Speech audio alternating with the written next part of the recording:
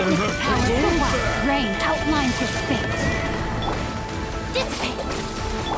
Branch into song. Flicker.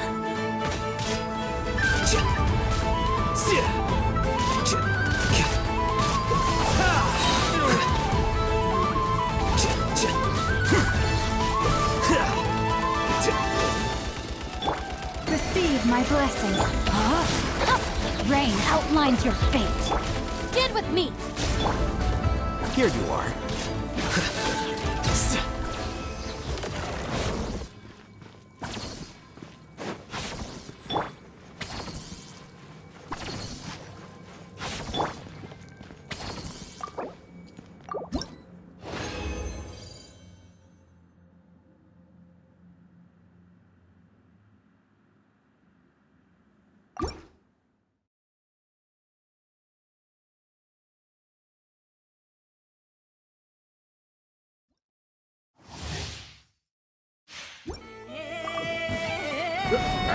Let me read you a verse.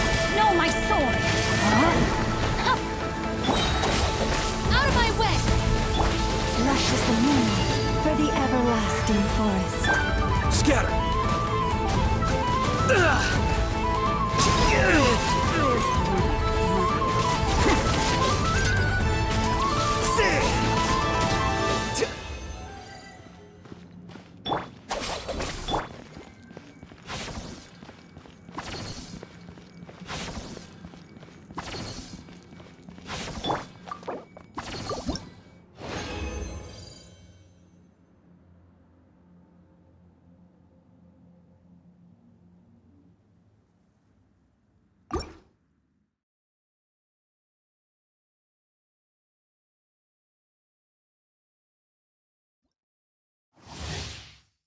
Our bond is strong. Rain cutter. Rain outlines your fate. Flicker.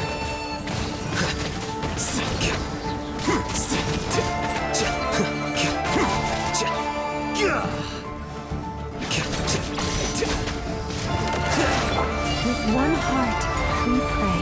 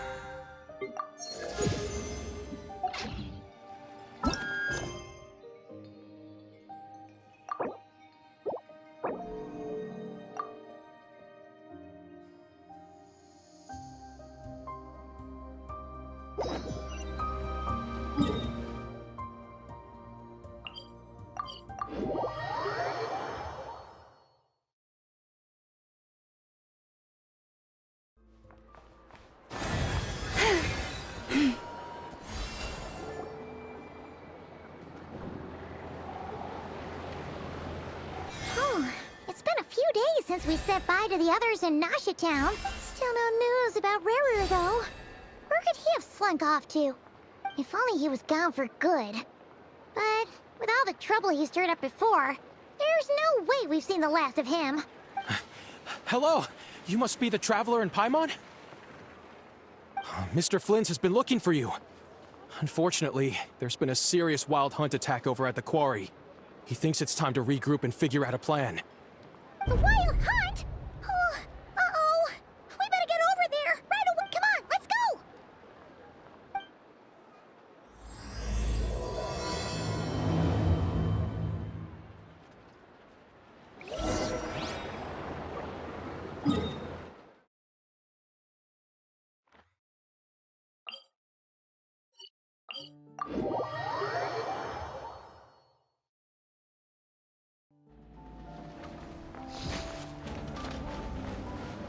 Forest, protect us.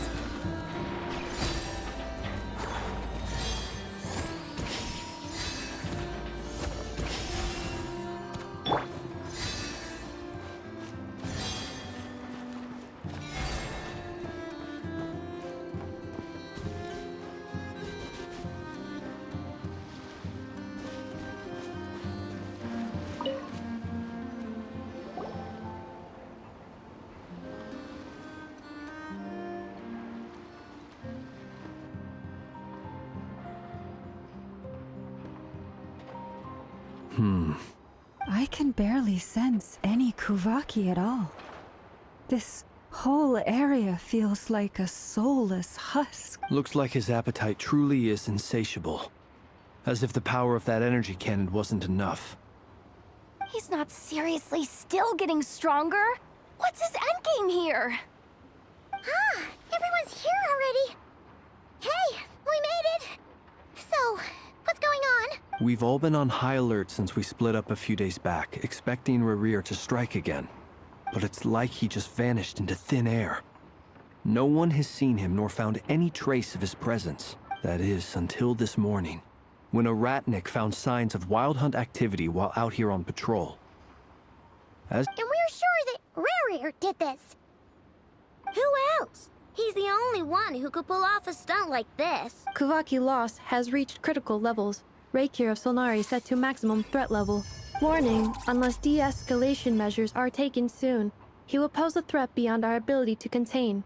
The consequences could be catastrophic. Traveler, do you remember when we encountered Rarir just after regaining his body? There wasn't a shred of sanity left. Nothing but madness and rage. Yeah, didn't he shout out a bunch of names? Then he started raving about how nothing in this world mattered to him. Oh, Paimon gets chills just thinking about it. Oh, but the thought that he's still out there, lurking somewhere in Notcry, waiting for his chance to strike? Oh, even chillier. Last time we fought, we were already at a disadvantage. If he has such overwhelming strength, why would he suddenly go into hiding?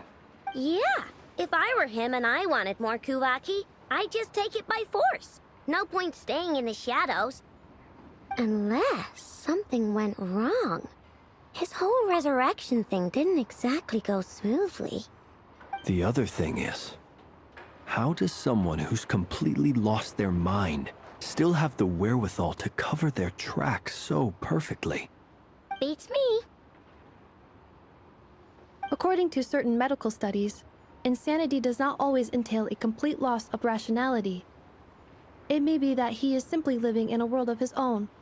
That actually sounds about right. He was ranting away to himself the whole time, like he had zero interest in talking to us. There are many unanswered questions here. He could be right under our noses, and we'd still be in the dark. Besides his name and title, we know little about him. Certainly nothing about his past, or what he might be hoping to achieve. Exactly! And we wouldn't even know where to begin looking. Even Boss hadn't heard of the Rahere of Solnari before all this.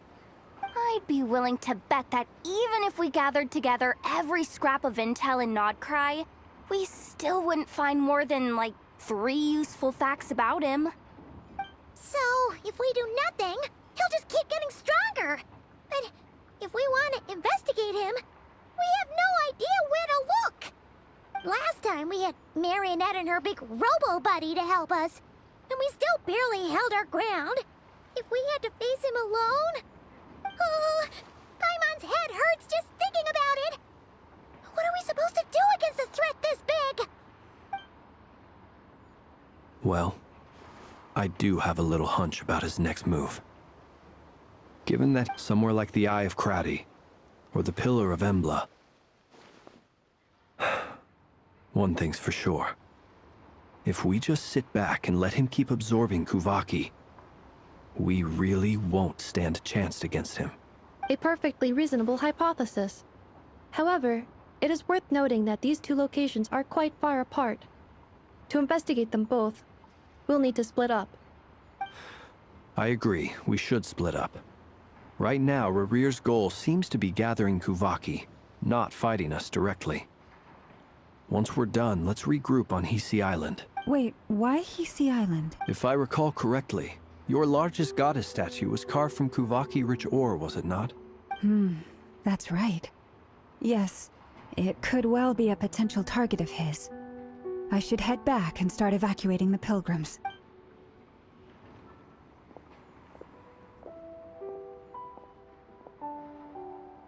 Splitting up's always gonna be risky. But I guess we don't have much choice, right? We're in a race against time here. And if we do run it... That's when you follow the third rule of treasure hunting. Run like the wind. Didn't you say the third rule was go with the flow? I don't know. Did I? Anyway, whatever. In this situation, go with the flow means go find backup. Agreed. If anyone finds so much as a trace of Rarir, do not pursue him. Get out of the area and alert the rest of us as soon as possible. We need to put safety first. All right, we'd better get moving. Come on, Anefa, let's go!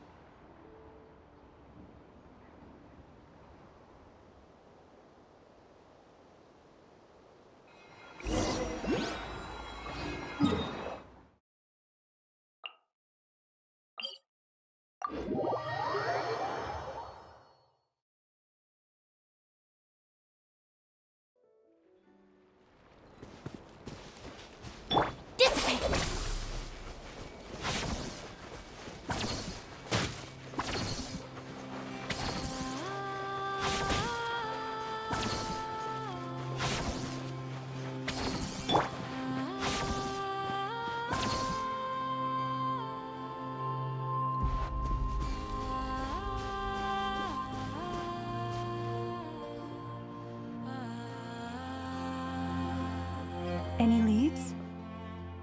Nope. Diddly squat. No clues to where he might be hiding. It's like he's a ghost. It feels like we're sitting on a powder keg that could go off at any second. Oh, I hate this feeling. I'd rather face him head on than be left hanging like this. So, you guys didn't find anything either? Not loving the word either. How about you, Flints? I questioned a few Ratniki and eventually narrowed my investigation down to one suspicious individual.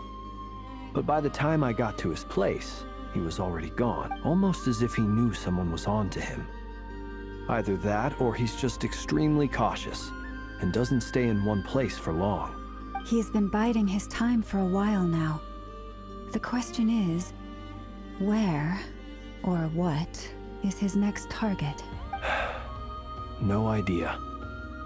Since regaining his body, he seems to have lost all interest in the fragment in my possession.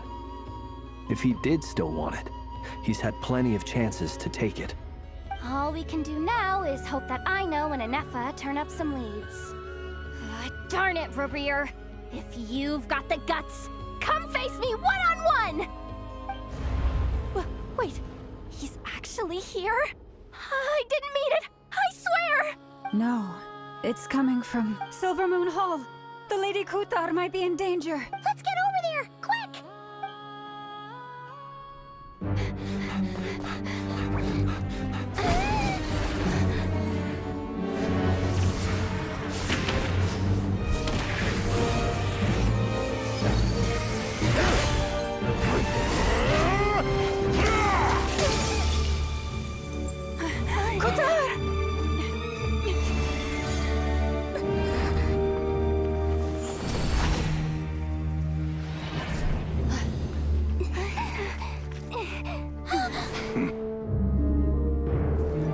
Why is he attacking the damsel elect? What's going on? No time for questions.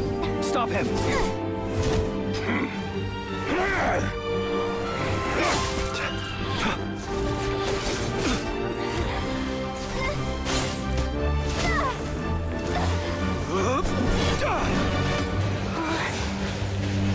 This is insane. Yehoda, get Kutar out of here! On it.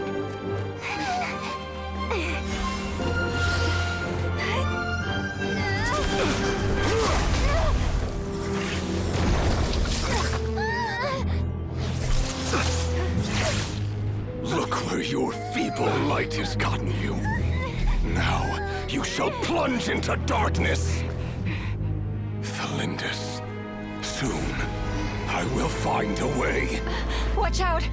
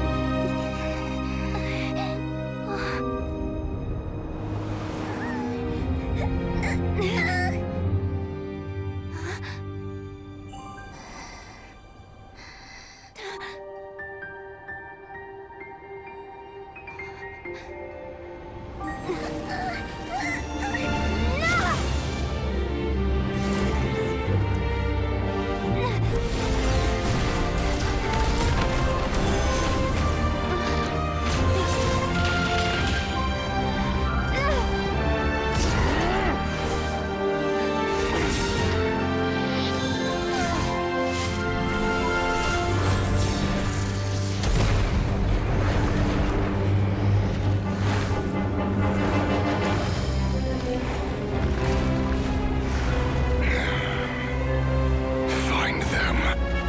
Even if it means turning this place to ashes.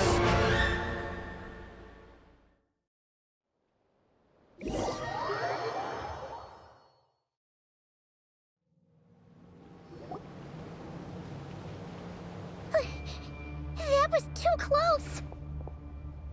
We barely made it out of there alive. What's that guy's deal? How'd he get so crazy strong? He's a threat to this entire nation.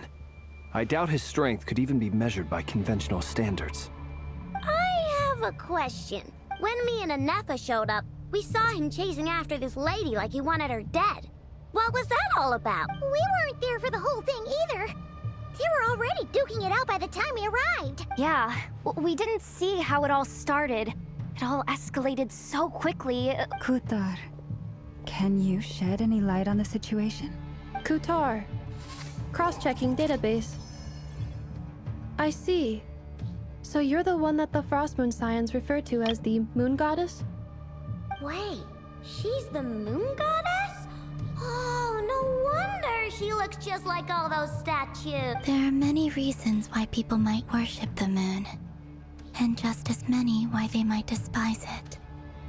I've never met that person before, but there was no mistaking his deep-seated hostility towards me. Why he holds me in such contempt, I cannot say. But since he hunts the power of the moon, it's no surprise that I am a target. Kutar. There are many potential motives. For instance, you help the Traveler escape his grasp. This could be his way of taking revenge. It is also possible that he covets the Kuvaki inside you, and seeks to take it for his own. The list goes on.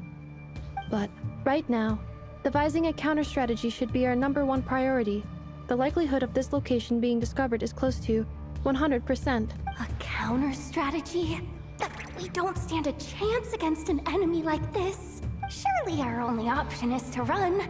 He's not gonna chase us to the end of the world, right? So as long as we can sneak out of Nodcry undetected... No, I can't say that. Come on, Yehoda. This is serious stuff. Running is our only option. Huh? You seem surprised. But what other choice do we have? Well, I mean, yeah, but still.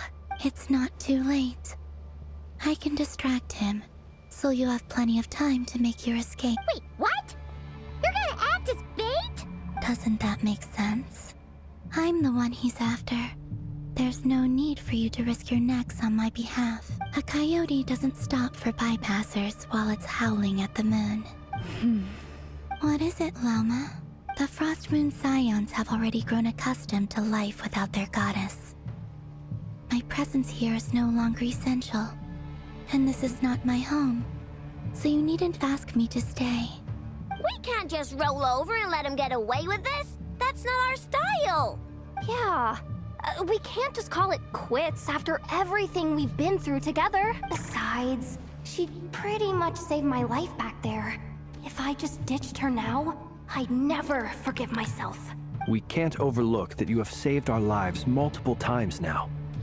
To talk of returning the favor would be a little crass for my liking. But suffice to say that we are friends, and friends look out for one another. River's true objective remains unclear. Even if we were to sacrifice Muskutar, there's no guarantee he would stop. But... Kutar, I know why you left the Frost Moon Scions so long ago. It was because people started treating prayer as a form of trade. They would make self-centered wishes, force you to accept meaningless offerings in return, and then expect you to perform miracles for them, as if that were their entitlement. If it were me, I might have walked away too. But I believe that time can change everything, and that sometimes it takes losing something precious to appreciate its true worth. After much reflection, I've realized that this was never about whether the Frost Moon Scions need you. Any relationship based on need is purely transactional. What I truly hope is that you'll choose to stay, not out of obligation. You were born here, and now you've returned. Who knows? Perhaps it was the moonlight that guided you home. Thank you, Lauma. But my power is on the wane. I'm afraid I will be of little use to you now. Very well then. I'll do as you say. Both times you saved us, we were transported across great distances in an instant. Is that one of your powers as the Moon Goddess? It is, but I find it very draining. I barely managed to pull it off just now, and it will be some time before I'm strong enough to do so again. Rejected by the world, my power is dwindling. Like a lake cut off from its source, slowly shrinking away.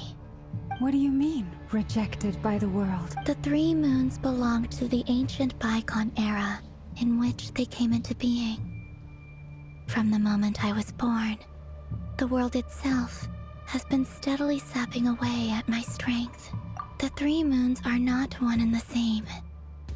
As the goddess of the Frost Moon, I cannot wield the powers of the other two. Yet moonlight has a way of blending together. Each can reflect the other's glow. So when our fingers touched, I was able to restore my strength by drawing Kuvaki from the Eternal Moon's marrow. But this method of recovery is painfully slow. If only we could find the... It's the Wild Hunt! Even faster than we expected. We'll have to finish this conversation later. See how those Wild Hunt creatures are running away from us. They're likely just a scouting party, which means Rerir won't be far behind. Then what are we waiting for? Let's get the heck out of here!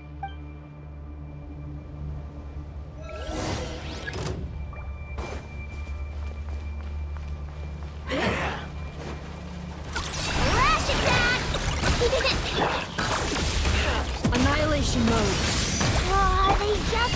coming! This is driving me nuts! Rear's closing in on us. We need to pick up the pace. There's too many of them! And this time, we can't fall back on Kutar's help to escape. This goes on much longer. Preparing for dust up. By the frost moon hold, receive my blessing. The long sleep beckons. Close your eyes. Be silent. Close your eyes. Night falls. Steady, Nep. Flash attack! Go, Cleanup sequence initiated. Ultimatum protocol. With one heart, we pray. Lush as the moonlight. The night cometh. Be silent.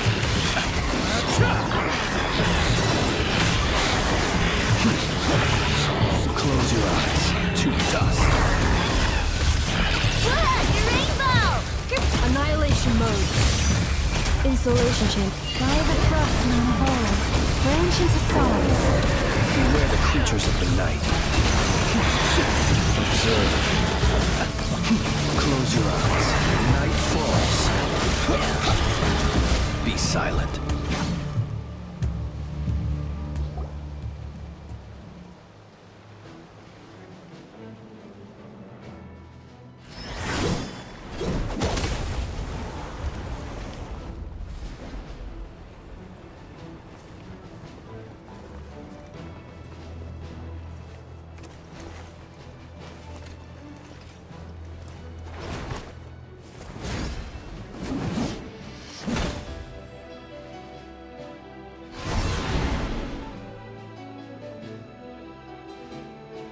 What's the matter? Bit off more than you could chew? Hold up! Who are you? Uncle Varka! You're back from Amsvartnir? Oh, you're Varka? Grand Master of the Knights of Favonius? We could save the intros for later. Right now, let's get you all out of this hellhole.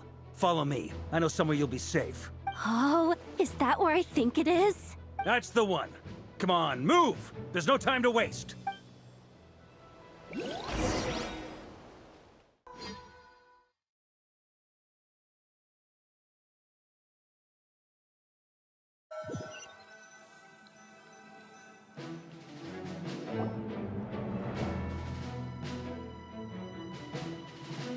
Wow!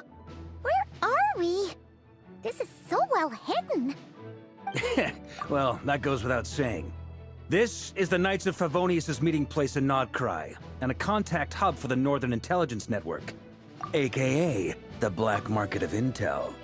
No matter what faction you're with, it's the place to buy and sell information. Their headquarters are in Nodcry, but they've got contacts in every nation, as an expeditionary force on foreign soil. Working with them has offered us the most effective way of getting our hands on reliable local intel. Anyway, where were we? Folks from Nodcry should be pretty familiar with me by now. But I believe this is the first time we've met. Allow me to introduce myself. I am Varka, Knight of Boreas, and Grand Master of the Knights of Favonius. We've heard all about you. This meeting's been a long time coming. You look way younger than Paimon expected. But you definitely have that Grand Master vibe. Well, I'm no spring chicken. Just not showing my age yet. Definitely feeling some of that back pain today, though. Rushed back from Amsvartnir without a wink of sleep, only to get right into another fight with that freshly revived maniac. Another? You mean you fought him before? Yep. He wasn't nearly as strong back then, but he was still a formidable foe. I brought some of the knights along to give him a little surprise, but he saw us coming from a mile off. My squad took heavy injuries, and I barely made it out alive myself. We knew it might have been our last chance, so we staked everything on it. But still, it wasn't enough to stop him. I tried tracking him down afterwards, but he didn't leave a trace. Even in his unhinged mental state, he's as cautious as any trained operative. So, I decided to come find you. And as luck would have it, turned up to find you being ambushed by the Wild Hunt.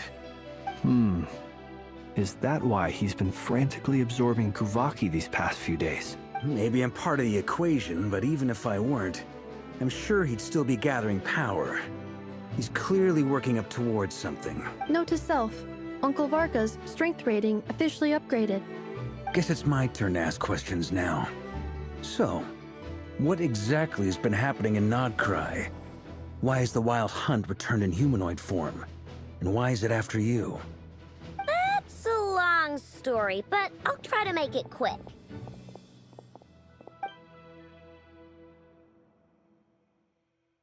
Wow, I had no idea so much had happened. Sounds like you guys have really been through it. So, the Kutar is actually a Fatui Harbinger. And all this Wild Hunt activity in Nodcry is the work of the Raker of Solnari, one of the 5 sinners. Oh, that's a lot to take in. Need some time to wrap my head around it all. I'm truly sorry, Mr. Varka. You stood with us against the Wild Hunt, and did everything you could to stop it from escalating into a full-blown catastrophe. You've got nothing to apologize for, Miss Moonchanter. You can plan 100 steps ahead and still slip up. That's just life. No one knows what tomorrow holds. You can't predict which way the wind will blow next. And, to be perfectly honest, I can't say I'm surprised. For all the times we've defeated the Wild Hunt in the past, we've never been able to completely wipe it out. Turns out, we were just delaying the inevitable. But now that a new variable has come into play, fate may well take a different course. A new variable? You mean... Who else? And in a strange way, I think his resurgence might not be an entirely bad thing. The Wild Hunt is like an unrelenting force of nature, but Rerir is an individual with an agenda. He's gotta have a weak spot somewhere. That said, while I was explaining everything just now, some of the points that Mr. Flint's added caught my attention. You mean about our mystery ally? That's right.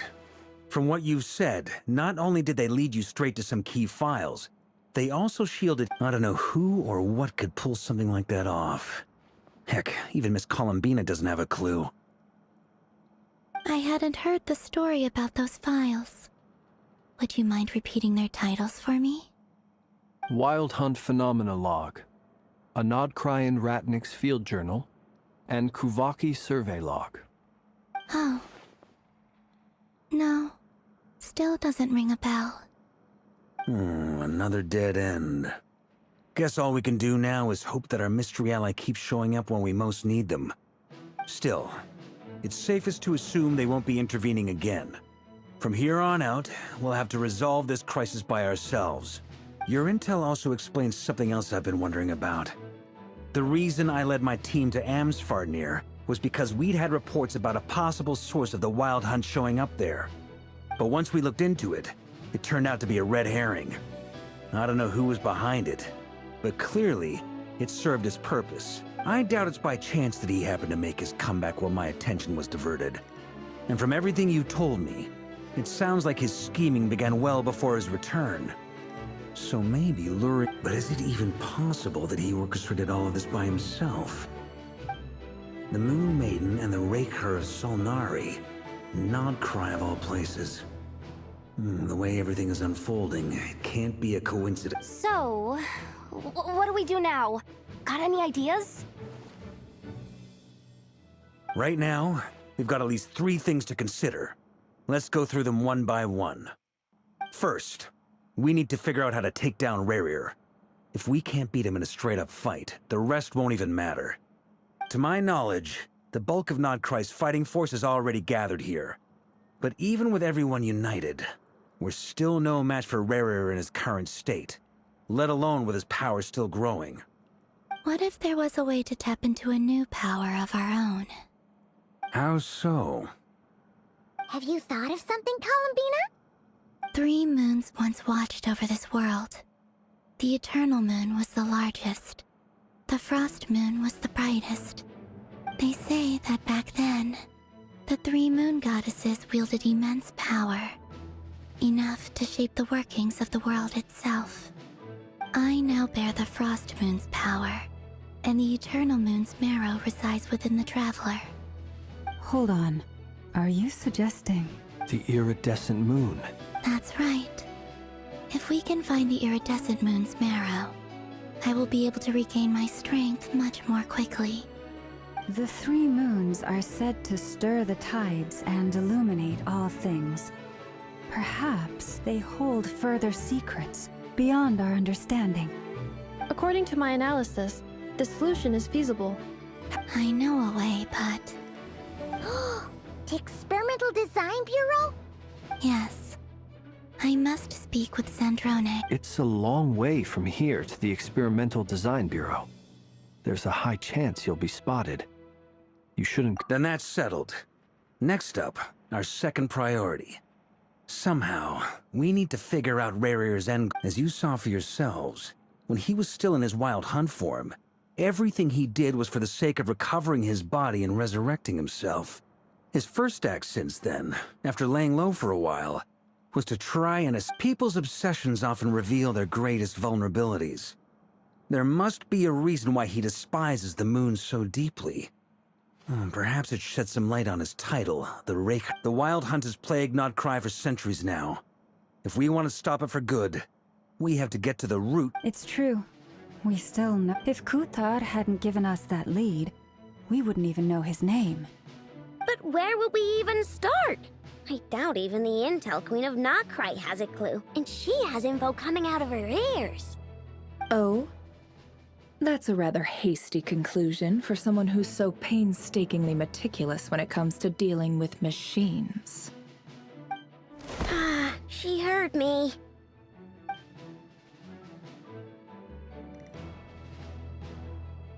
Boss! What are you doing here? I'm now asking myself the same question. I received a letter from a humble knight of Favonius, requesting a meeting to discuss a major business deal. But it looks like this humble knight had something else in mind. Details, details. Miss Neffer, the important thing is that you've arrived at the perfect time. Since his failed ambush, I've been racking my brains trying to come up with a plan to fight Rarear. Given the severity of the situation, I think it's fair to say that our only chance lies in uniting as one. And I'm talking all the factions in Nodcry. We can't do this without the Curatorium, but I knew it'd be a tough job to win you over. So, I took the liberty of reaching out for a little chat. Wait a sec. How did you even hear about this place, Neffer? Didn't you say this is meant to be the Knights of Favonius' meeting spot? And a contact hub for the Northern Intelligence Network? You really think he could have gotten settled in Nodcry without my help? Besides, I'm the one running this gig. Of course I know where the meeting place is. Allow me to introduce the current head of the Northern Intelligence Network. If it's intel you're after, she's your woman. Please spare me the flattery. Let's cut to the chase. Seems like you've run into some trouble, huh? Well, this certainly qualifies as an unforeseen crisis. On behalf of the Curatorium of Secrets, I wish you all the best of luck. So you're just going to sit this one out? Why should I get involved? What could possibly be in it for me? What if we told you we can't do this without you? Oh? Then I'd say, you'd better make it worth my while. I don't work for free. I can't put a price on something like this. It's just not in my nature. But then again, you and I have always been polar opposites in this regard, so I can't exactly say I didn't see this coming. If you insist on compensation, I will pay you. Consider this a formal commission. Sound fair? You just don't give up, do you? Too bad. I know you well enough to know you can't afford my prices. The riskier the job, the more it'll cost. And a Moonchanter's stipend isn't exactly generous. Unless you're planning to start passing the donation box around among the faithful. Boss, just a thought. If they come up short, maybe you can take the difference out of my next few paychecks. Things got really dangerous during the fight with Rarear. If this girl hadn't saved me, I'd be ley line fodder by now. I'd be gone for good, boss. If there's any way we can make this work, I'd really like to help her. Please? I'm begging you. This is why I'm always telling you never accept favors. They are the hardest debts to repay. You have to be careful who you get involved with, or you invite all kinds of misfortune. Very well. Yehoda, I will help. But just this once. Don't count on this happening again. Flynn's, that fragment that Rerir was after, do you still have it on you? Of course. Let me borrow it. I need it to follow up on some leads. Wait, you actually have some leads? Shh. This is top secret information. I get it. We all have things we'd rather keep to ourselves. Plus, I know we can count on you, so we'll leave the intel gathering in your hands. And that brings me to the third and final item. We need to find a way to distract him. We need time to make our move, so I'm in for this part, no matter what. And you count me in too. Come off it, you two. Quit playing hero. I'm way ahead of you here. Enefa did a scan of the Moon Goddess's Kuvaki signature, and once they're ready, we'll deploy the decoys across Nogcry. So as long as the rest of you keep moving, he won't catch on to your scent and won't be able to track you down. I like it. Genius idea. No biggie. All right then, we'll split into 3 teams. Once your team has finished their mission, return here and wait for the others.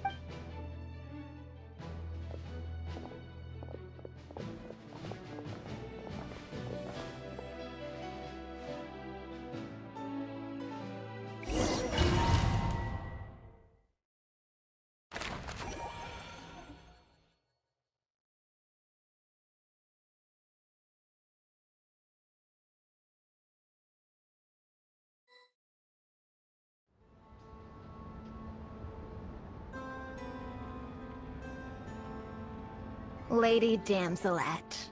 Wait. And you two? What are you doing at the Kuvaki Experimental Design Bureau? We've been doing our best to mind our own business lately. But if you're just gonna waltz up here like this, you're seriously pressing your luck. Huh. You really think that's gonna scare us off? We're not looking for any trouble. I just want to see Zandrone. Do I need to remind you that you're still a wanted fugitive for deserting us? Out of consideration for our former ties and the crisis we're all up against. We'll let you leave in one piece. But don't even think about trying to get inside. Let them in. But... Are you going to make me repeat that? No, my lady. Zandrone seems to be in a good mood. Must be maintenance day.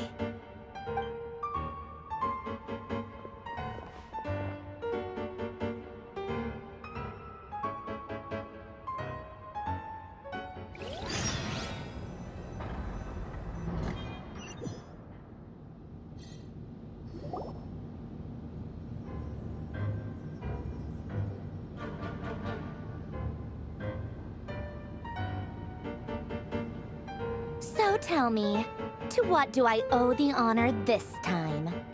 Actually, before you answer that, just so we're clear, we're not colleagues anymore, Columbina. I don't owe you anything. I promise it's nothing big. It seems like you've gotten the wrong idea here. The only reason I let you in was because I was bored. It seemed like a way to kill some time and satisfy my own curiosity. Whatever miscalculations I may or may not have made in the past, I haven't lost the plot enough to even consider sticking my neck out for your sakes. I'd like to speak with Arlecchino. What? Huh? You mean the knave? I'd like to speak with Arlecchino. Is she in Nodcry? No, she's not. Once the work on this facility was completed, she went back with the Rooster and Regrator. The only ones in Nodcry are me and... What is it you need to speak to her about anyway? Rerir is hunting me. If I'm going to face him, I must first retrieve the lost moon.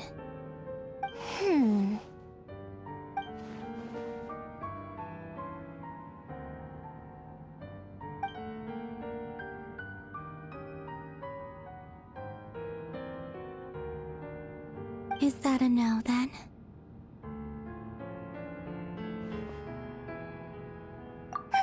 As if I need reminding. I was this close to settling things with him before someone decided to whisk me away to their weird little garden. Have you held any tea parties lately? Tea parties? Yeah, obviously. You don't seriously think we'd pack it all in just because you aren't here. If anything, they've been more eventful than ever. Just me, Arlecchino, and a bunch of insolent and sensitive guests. I bet you served them the worst tea you have. Just like you used to do to me when I upset you. Who cares about how good the tea is when there's no one around to drink it? I keep losing people. First Rosaline, now you. I'm running out of people who can make me laugh. Honestly, what could be more ridiculous than a multi-centenarian goddess who's only ever had the plain herbal tea she received as offerings? You'd always brew a different type of tea for me each time. Was it really just to see how I'd react?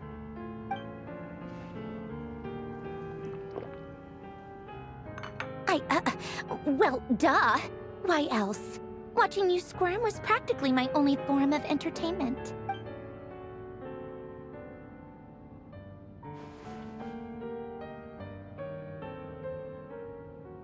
Oh, yeah. And Capitano sometimes used to bring Tartaglia around, too. But I guess we won't be seeing him again. Well, I guess we are overdue for a get-together. Polonia! Have Febronia pass a message to Arlecchino for me. It's time for tea. Will suffice. Pass along a message for me, too, if you would. My body cannot contain the marrow of 2 moons, so I'll be leaving one of them in her care. Excuse me?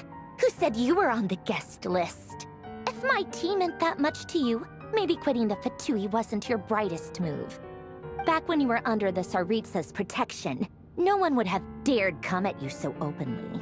But that protection didn't come for free. In fact, I paid dearly for it.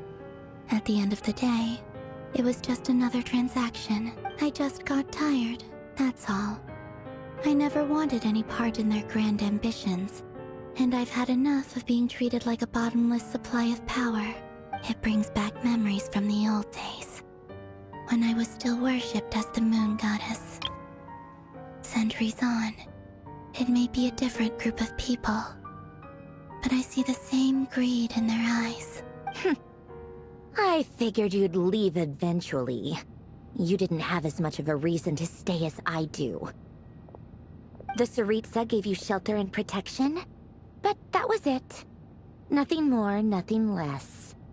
Meanwhile, the Fatui demanded everything from you in return, until it was more than you could bear. I get why you left. And frankly, I have no interest in dragging you back just because the higher-ups told me to. But if you keep hanging around with this riffraff, the next time we cross paths, we might be enemies for real.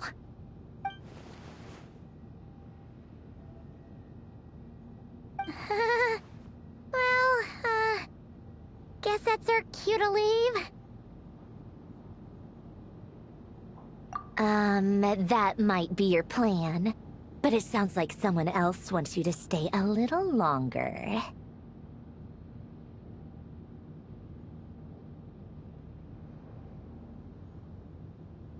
Huh? What do you... Listen.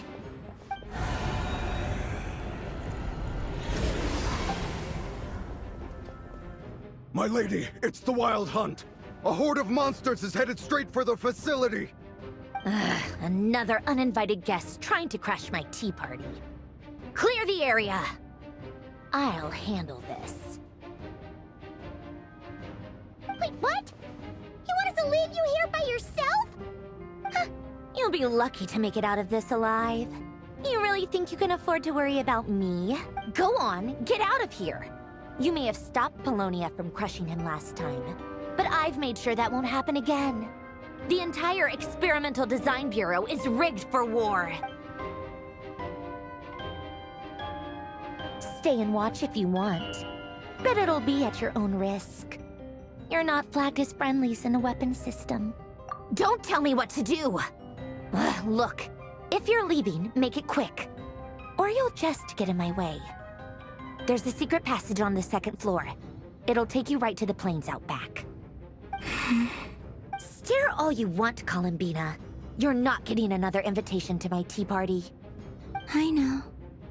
But thank you anyway, Sandrone. This is exactly why you shouldn't hang around with those people.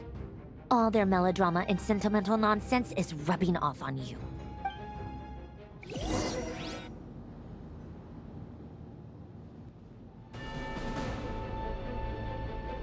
Come on then, Mr. Ray here. Let's pick up where we left off. It's your Wild Hunt monstrosities versus my beautiful creations. Let's see who comes out on top.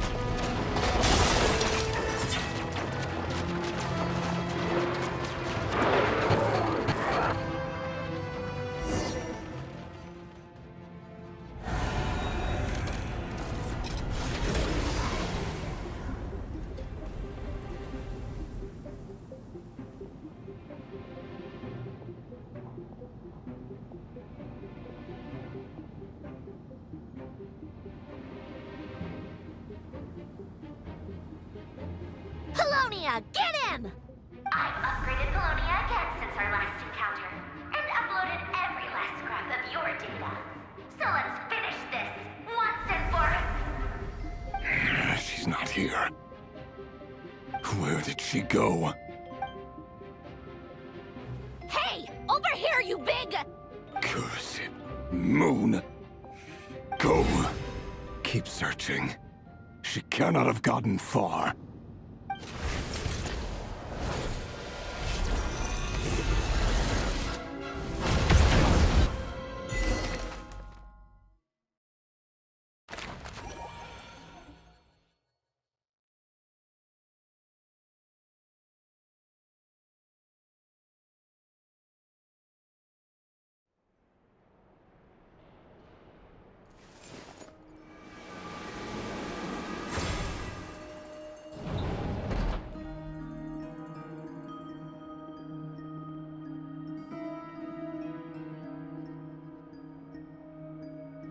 So this is your method for investigating Rarir's past? It almost looks like some kind of ceremony. Good deduction. But it's quite a different affair from what you're used to with the Frost Moon Scions. Whoa! First time I've ever been in here. Boss always said it was off limits, so I pictured some kind of creepy dungeon. But it's actually... Oh, I guess this must be Sumero decor? That's where Boss is from. And that nice shopkeeper who sold me my treasure compass. I'm not sure exactly what you've got planned, but it looks like you're all set. When do we begin? Whenever we wish. But for some reason, I've got a feeling this isn't going to end well. I've never faced Rarir myself, but from what you've told me, his power is beyond anything I could imagine. I, on the other hand, am just an ordinary businesswoman. Our paths should never have crossed, yet here I am, forced to make an enemy of him. If you ask me, you're about as far from ordinary as it gets. So what are you saying? You're getting cold feet? Once I take a job, there's no backing out. Still, I have to ask myself if the power I'm relying on, and also how to make sure I come out of this alive if things spiral out of control. Death is the one thing we can take for granted. It is the great equalizer, however fortunate or unfortunate we may otherwise be. So it's important to consider how to spend what lifespan we have. Come on, boss. Lighten up. Quit talking about death.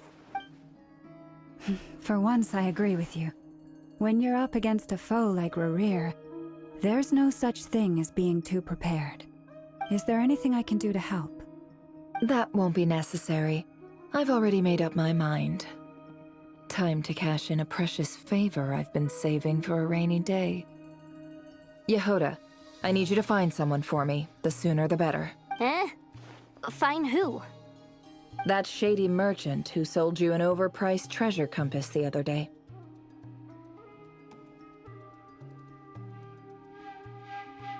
Come on, boss. You're pulling my leg again.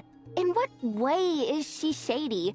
She showed up when I was completely lost and sold me a neat little gadget that was exactly what I needed. Trust me, she's a good person. Anyway, I know who you're talking about. Don't go anywhere. I'll be right back.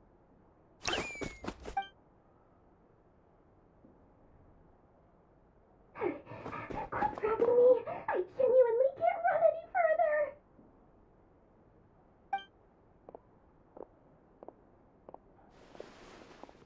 Hey, aren't you... What is it? What's the big rush? You dragged me out of a dream where I was literally swimming in Mora. I'm charging double my usual attendance fee. See, look how easygoing she is. After that rude awakening, she could have completely snapped at us.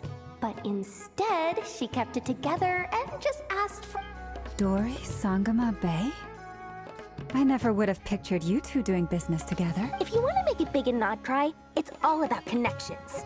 Lady Nefer just so happens to have a lot of intel that interests me.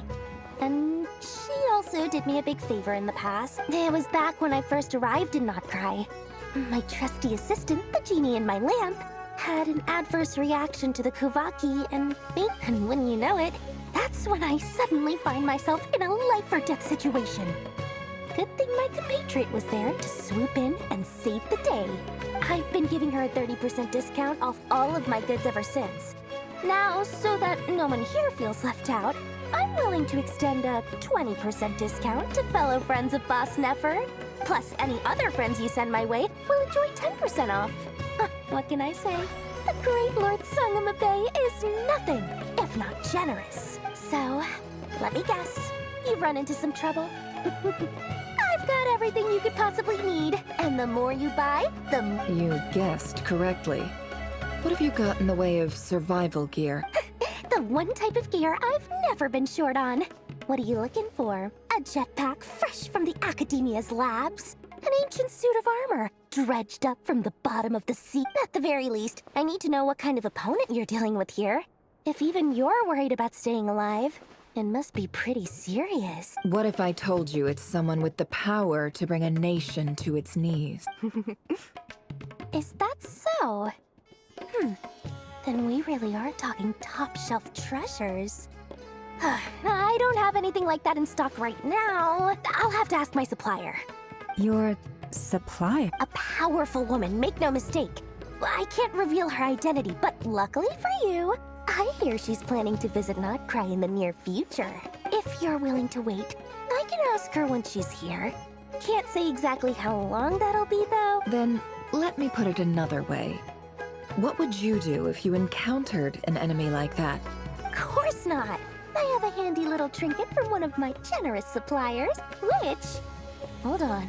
What exactly are you getting at? No, no! This is for my personal use only! Let's just say I'm borrowing it, all right? Just for insurance purposes. You'll get it back later. Favors are the worst kind of debt to owe, and now you've got a chance to repay one. A win-win situation, don't you? Fine. You can borrow it for 5 days. No, make that 3. And for every extra hour after that, I'm charging you 1,000,000 mora. Deal? Deal.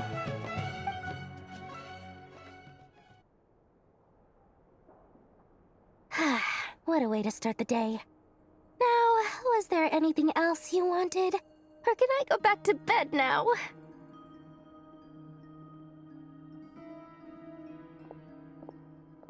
That will be all. Take care now. Don't trip up on your way back. See you later! You're...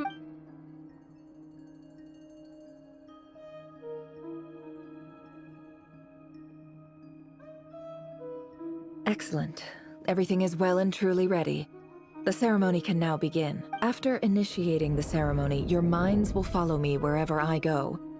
You will see many strange things in your mind's eye, so remember, don't be frightened.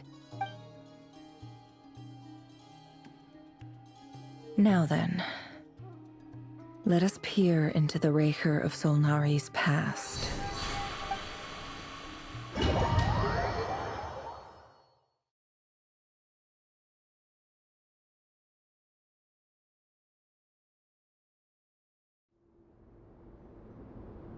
I made it.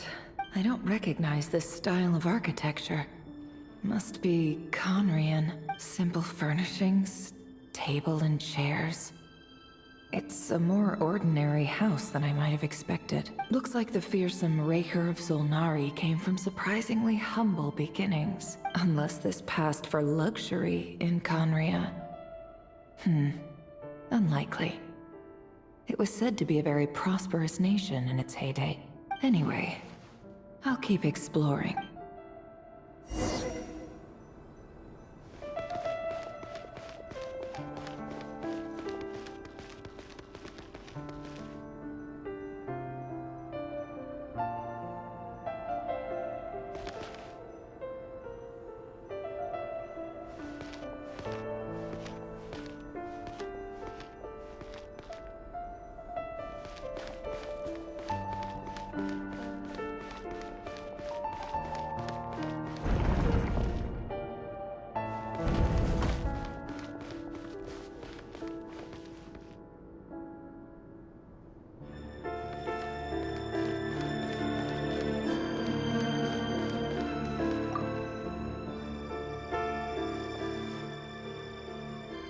Hi, River. Since you're working extra hours tonight, I thought I'd keep myself busy by checking out that new kebab shop. I've heard good things about their menu. I'll test it out, and if it's as good as everyone's saying, let's go back together sometime. P.S. New stash from the Universitas Magistrorum. I brought some goodies home. A few teacups and a pin rack. Hope you like them. They didn't sign their name. But they must have been close. Sounds like they were living together.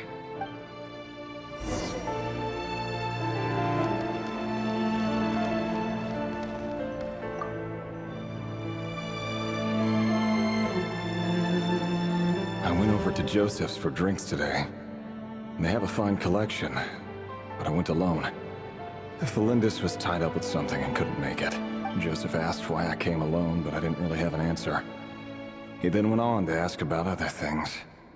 If you ask me, someone who asks that many personal questions is too nosy for their own good. But if he invites me again, chances are I'd still go. The Lindis. That's the same name Rerir mentioned. Crane imports keep falling. If things don't pick up, we'll soon be back to meat and mushrooms only.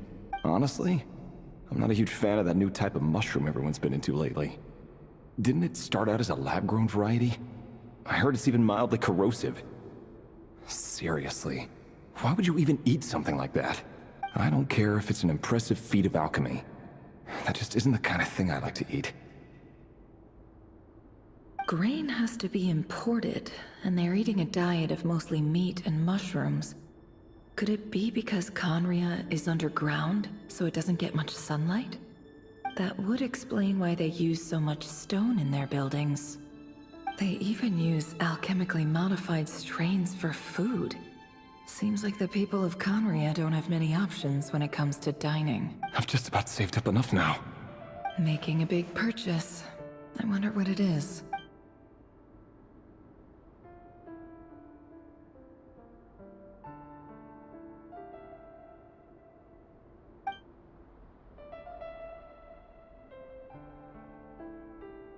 He really is a professional.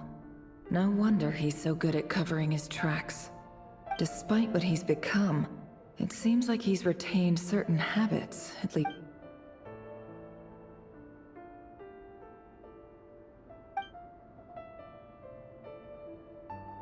Did Rerir rip it out himself?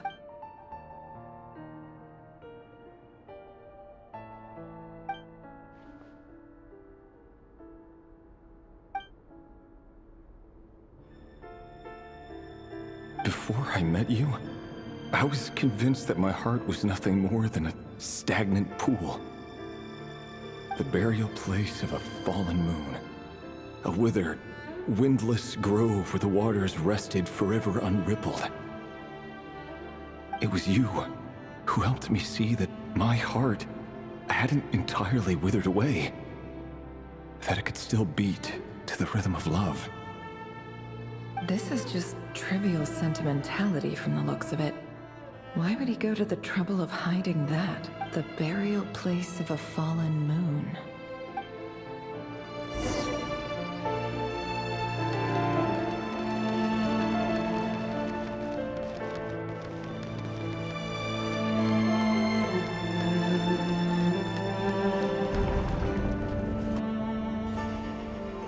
Rerir, over here.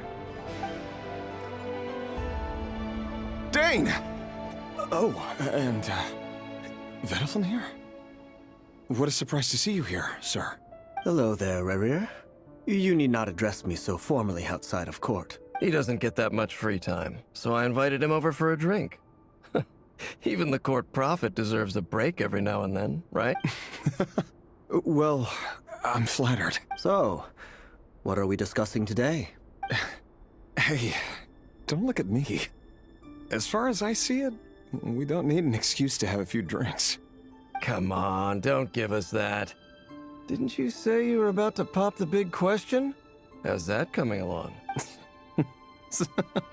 Who'd have thought the great Twilight Sword was an even greater gossip? I just didn't expect you to be the first one to settle down and get married, that's all.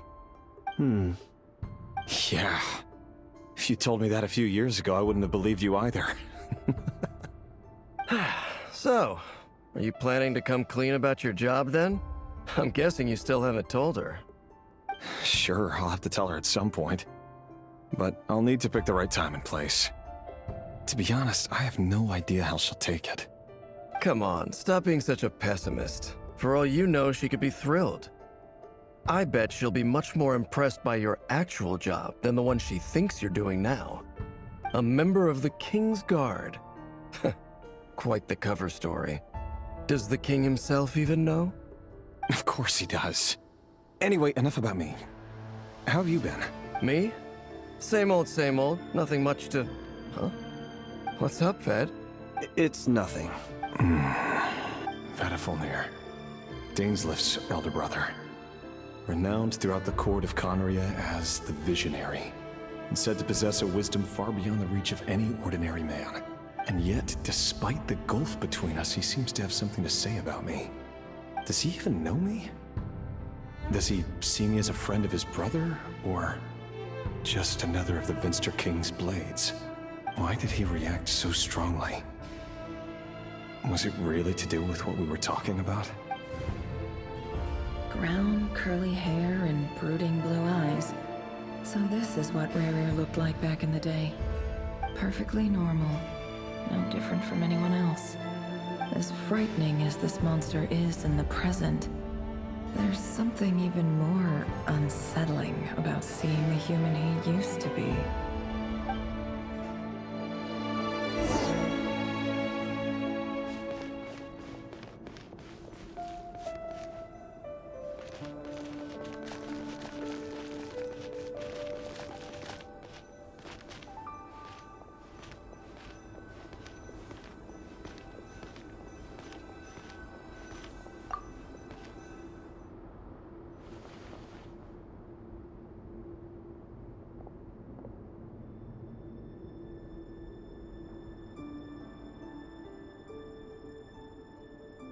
Felindis?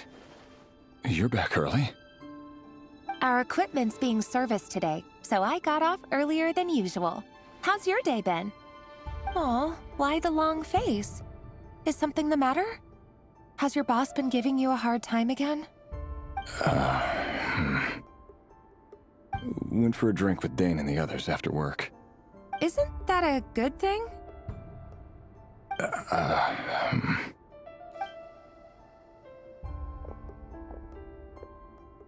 Vedifulnir showed up today, too. You know, Dainsleif's older brother. Ah, Mr. Vedifulnir. Yes, I've heard of him. They say that everything he says ends up coming true. He overheard Dainsleif mention that I'd recently proposed, and seemed to have an issue with it. But when I asked what it was, he kept it to himself. So, you're worried? You can be such a child sometimes, Rev. We're nobodies. Why would the Visionary be concerned about us? I'm sure someone in his position has much bigger fish to fry. Maybe you're right. You worry too much, Rerir. We've been together for ages now, and everything's been going so well, has it not? You've even proposed to me. So, you do remember. Tell me then. What's your answer? Like I said, I need some time to decide. You can't just rush into things like this.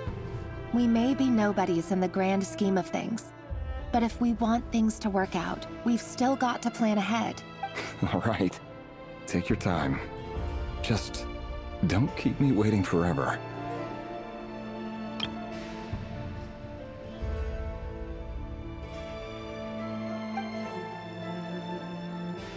Nobodies. Sounds about right. In the eyes of people like Vedifulnir and Dainsleif, what do we matter? Can someone whose gaze is so fixed on a far-flung future even see the present clearly? Besides, the dynasty's fate rests with the king and his inner circle. Whatever I do, it won't make much difference. Meanwhile, every idea they come up with and every decision they make, it affects everything.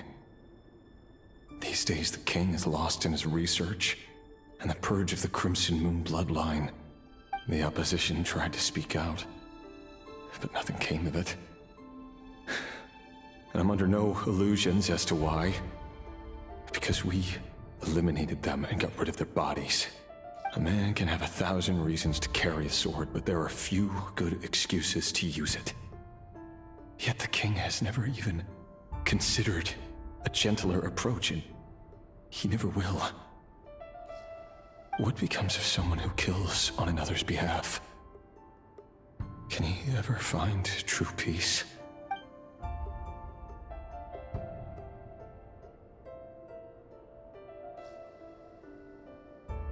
Thelindis,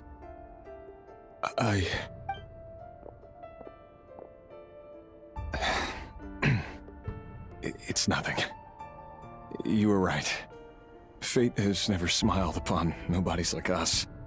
But by the same token, it's unlikely to bear a grudge against us either. There's no reason we can't keep living happily together, cherishing the simple joys of each day as they come. See? You just need to stay positive, Revere. I can feel your warmth, your breath. You're right there, right by my side. Just seeing you makes me happy in a way I can't explain, and that's something that no one could ever take away from me. So smile, my love. Let go of that frown. You're right, Thelindis. I've just been overthinking things. That's better. Getting caught up about things like this will only ruin our evening. Speaking of which, all set for the ball tonight? I need to go get ready. You go ahead. I just have a few things to take care of, then I'll come join you. Even busier than the big shots, huh? Fine, I'll go get started. But don't be late. If you keep me waiting too long, I won't be a happy bunny. Relax. I'll be there. Seriously, though, you drive a hard bargain. You're really gonna leave my proposal hanging and still expect me to take you to the ball? Well, that goes without saying. I already told everyone I'd be coming with a dance partner. Besides, they're two completely different things. Let's take it one thing at a time, all right? All right. White outfit it is. It seems like Rerir was deliberately hiding his ties to the intelligence services by giving the impression that he was just an ordinary member of the Venster King's Guard. He clearly doesn't want his would-be fiancée to know about his other life. Then again, that's hardly surprising. People in the intelligence trade rarely do. Who'd have thought we were in the same line of work? Let's dig a little deeper.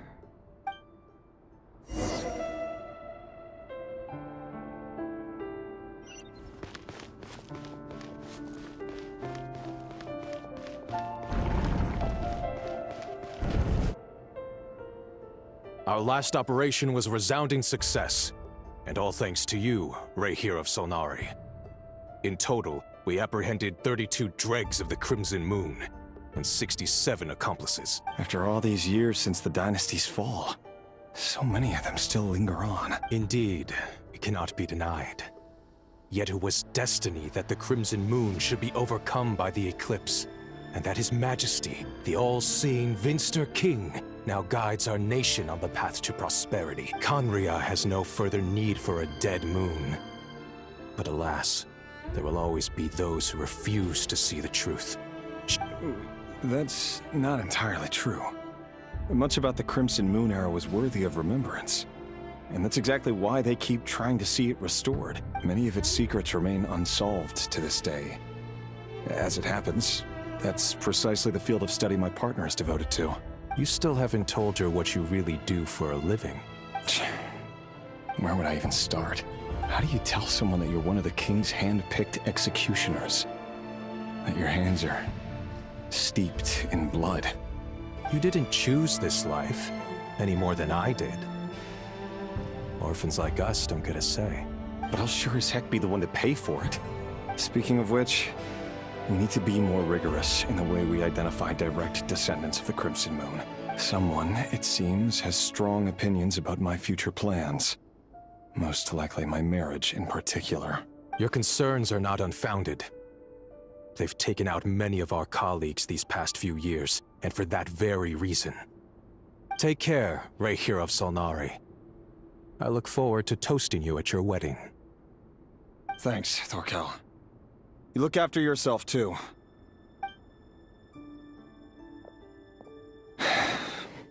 Thelindis, I never wanted to keep this from you. You're the last person I would ever want to lie to. But that's exactly why I can't tell you everything. There are things you shouldn't know. Things the moonlit dynasties are a thing of the past. Yet even now, with the sun shining high in the sky, there are those who would call forth a dead moon's ghost. Could that be why Vedalfnir held back? Or was it because of some court secret he's not at liberty to share? I have to get a clear answer from him. No matter what happens, I will protect Thelindis. Rarir seems to be very concerned by Vedalfnir's reaction. Vedalfnir and Dainsleif, the Visionary and Twilight Sword. So that's what they were really like. I've investigated this whole area now. There doesn't seem to be any other memories here. Should I try somewhere else? Wait a second. What's this black smoke?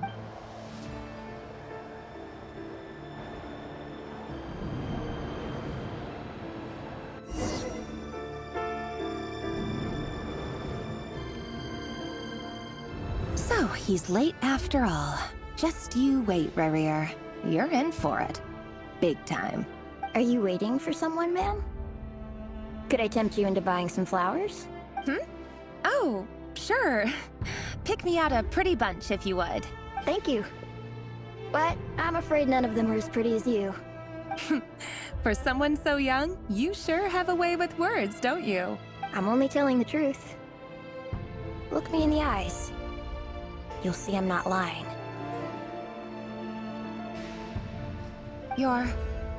May we have a word in private?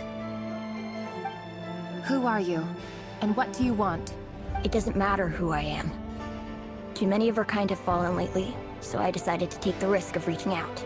Not long ago, the Raihir of Solnari led an assault on one of our strongholds. We suffered many casualties, and many who came to our aid lost their lives as well. Sorry, I don't know why you're telling me this. And I don't want to get involved. Wait, hear me out. This time we finally got a clear look at his face and learned his true identity. His name is Rarir, and he claims to be one of the King's guards. What did you say? A cruel irony, isn't it? The man you're set to marry leads a double life as a brutal executioner. But surely, you must have caught a whiff of the blood on his hands. Why are you telling me all of this now? Simple. It's because...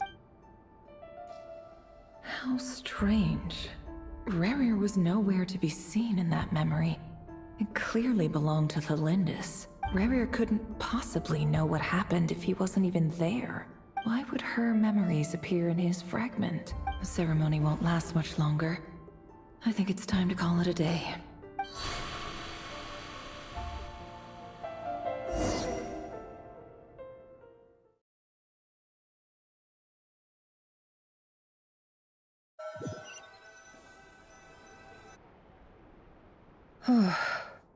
So that was your doing?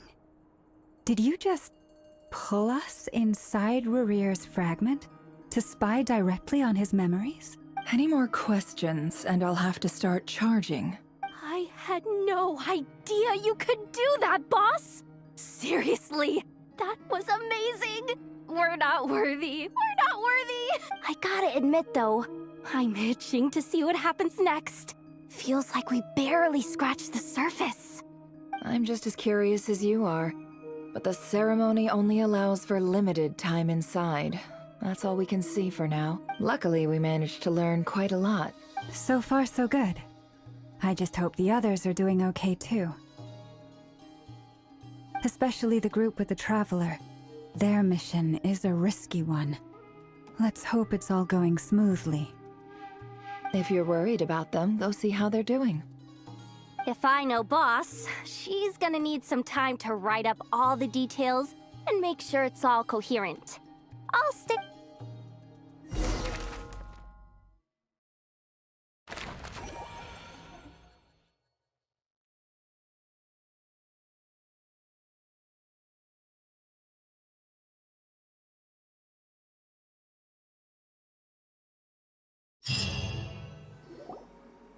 Oh, they've been prowling around for nearly 2 days now. These things just won't quit. Oh, they might not have seen us yet, but them constantly sweeping the area, our way out is completely blocked. Oh, that's never gonna work. One little slip up and it's game over. If they spot us, they'll run straight back to Rerir. And once he knows we're here, it won't be long before he's breathing down our necks again. Oh, guess you're right. All right, time to zip it.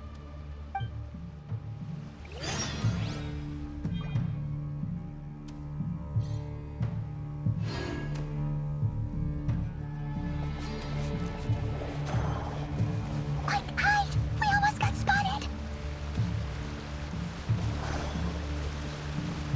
Phew, that was a close call.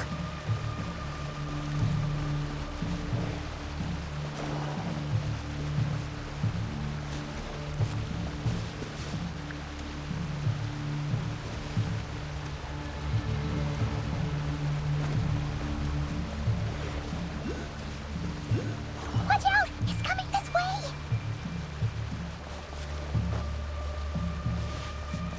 Keep going. We're nearly there. This is the final hurdle.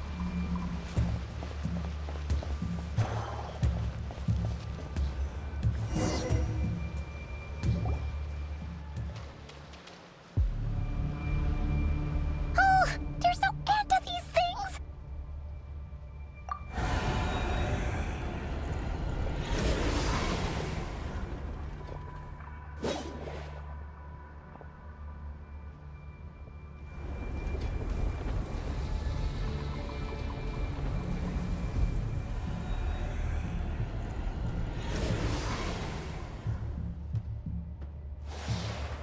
Fire.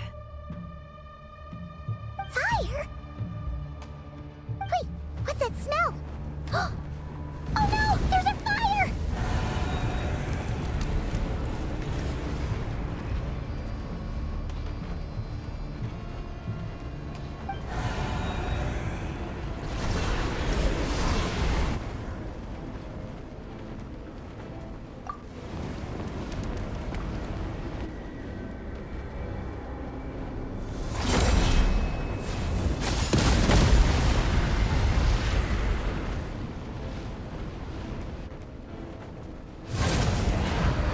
Zandrone was right.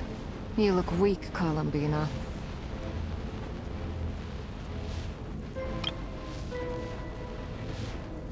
The old you would never have let such lowly creatures bar your way. Word has it that you did something for the Tsaritsa, and that's why you've lost most of your power. Freedom comes at a heavy price, doesn't it? It's Arlecchino! You came! Hello again, Columbina. And greetings, guests of the House of the Hearth. It's been a while, Arlecchino.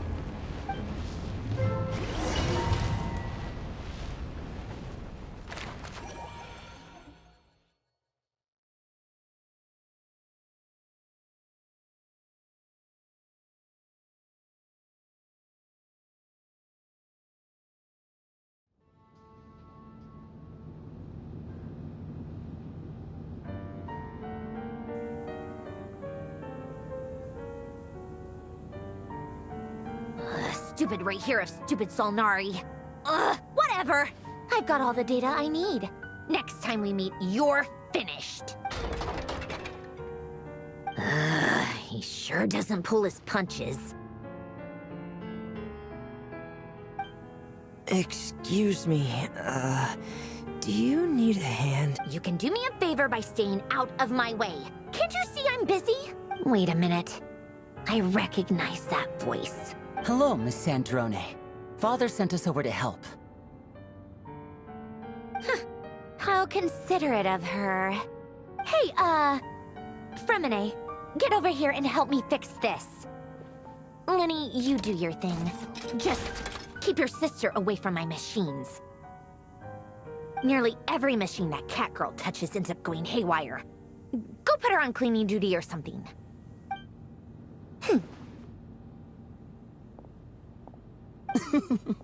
Then let's start downstairs. Fremine, we'll leave this place to you. You've got it. Wait a second. Pretty sure there's still some tea in the cupboard. If you want some, you'll have to make it yourselves.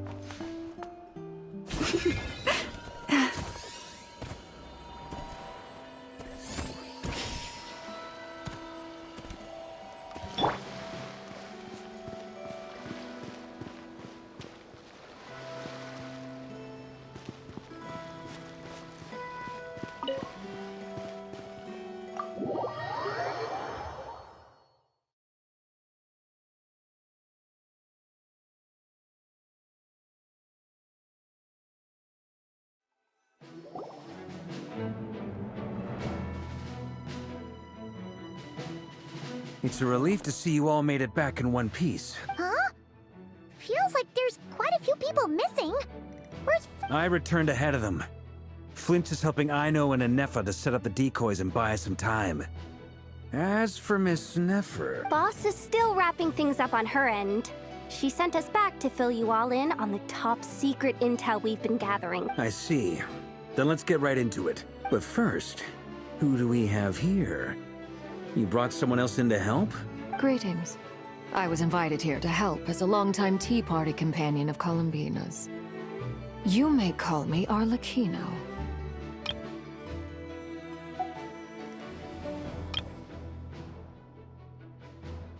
Surely it can't be. Those eyes. Oh, where have I seen them before? Wait, of course. In those memories we just saw. The only Arlecchino I know is the fourth of the Fatui Harbingers. So either you share a pretty uncommon name, or you're more than just a Tea Party buddy. You're well informed, Grandmaster. A man from Mondstadt living all the way out here in Nodcry, and yet the people and affairs of Snezhnaya seem to hold a special place in your heart. Oh, the feeling's mutual. Sounds like you know all about who I am, too. A Fatui Harbinger. The atmosphere in here just got really tense. Guess we can't just start trusting Fatui Harbingers, even at a time like this. I must admit, though, I'm a little curious. Seeing as the Moon Goddess no longer belongs to the Fatui, what makes you so willing to put your neck on the line here?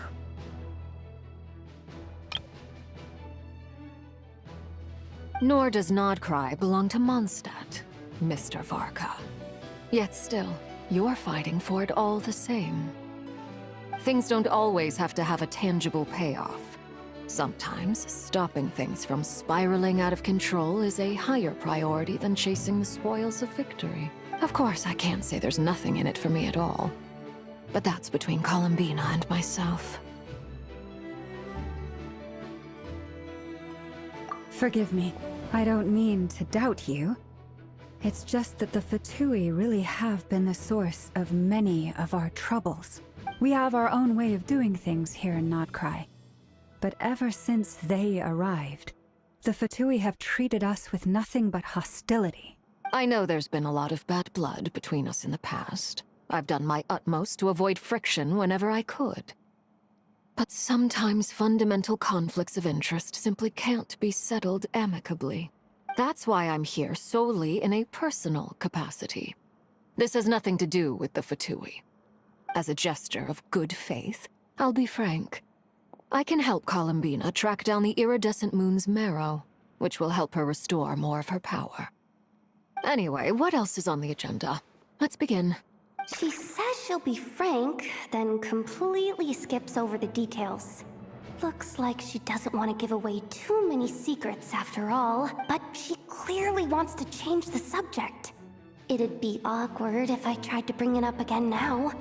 I guess we'll just have to go along with it. She's the fourth of the Fatui Harbingers after all.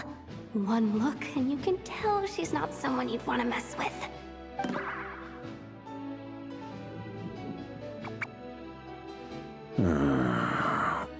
Well, since Miss Arlecchino sounds confident in her ability to handle that, we'll proceed to the next topic.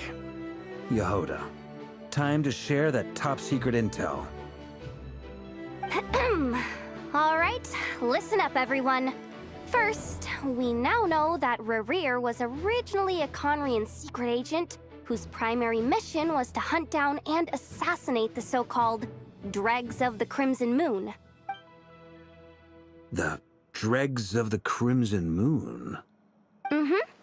In the memories, there was a lot of talk about the Crimson Moon and Eclipse, and a whole bunch of other stuff from the time of Conria.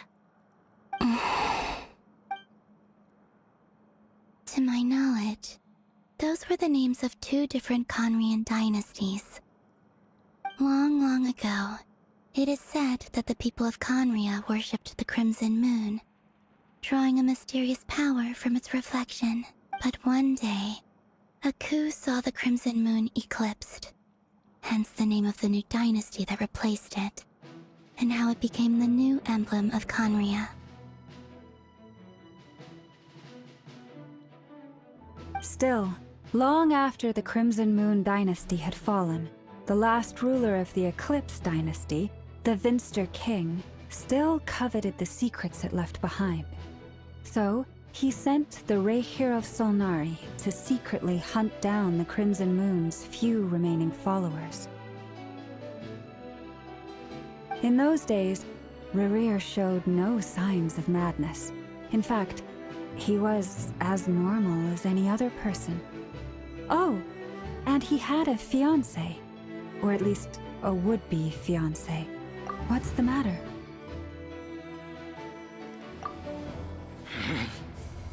Verfnir, Freindaughter, Flinders.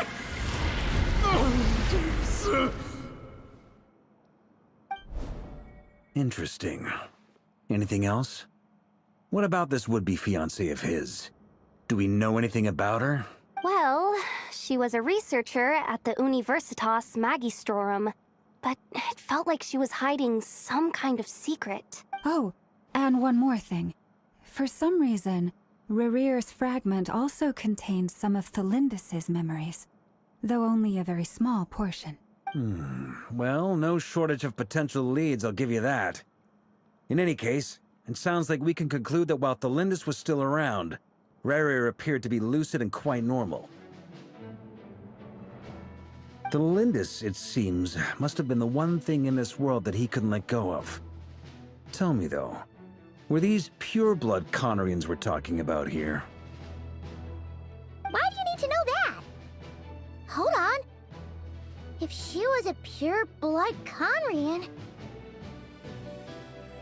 Oh yeah! Just like how it was with the captain! If we could somehow find her, do you think there's any chance Rerir might regain some of his sanity? It's possible, but it would take a miracle. We can't pin all our hopes on that. That merchant who never knows, Dori Sangama Bay. Maybe we could hire her to look into it. All right then. Let's keep working in our separate teams.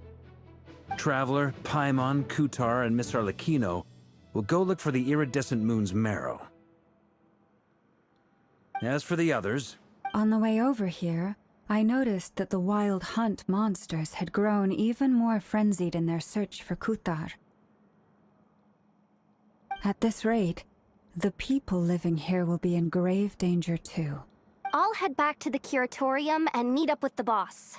Feels good knowing we've all got something to be getting on with.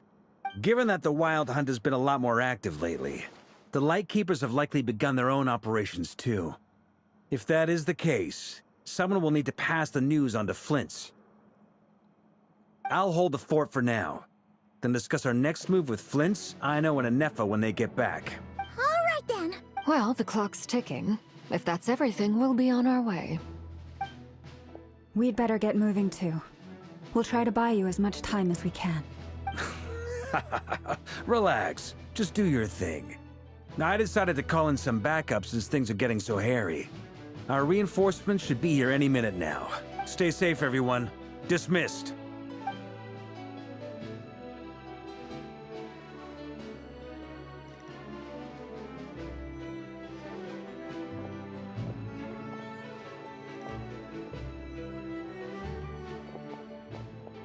We're back.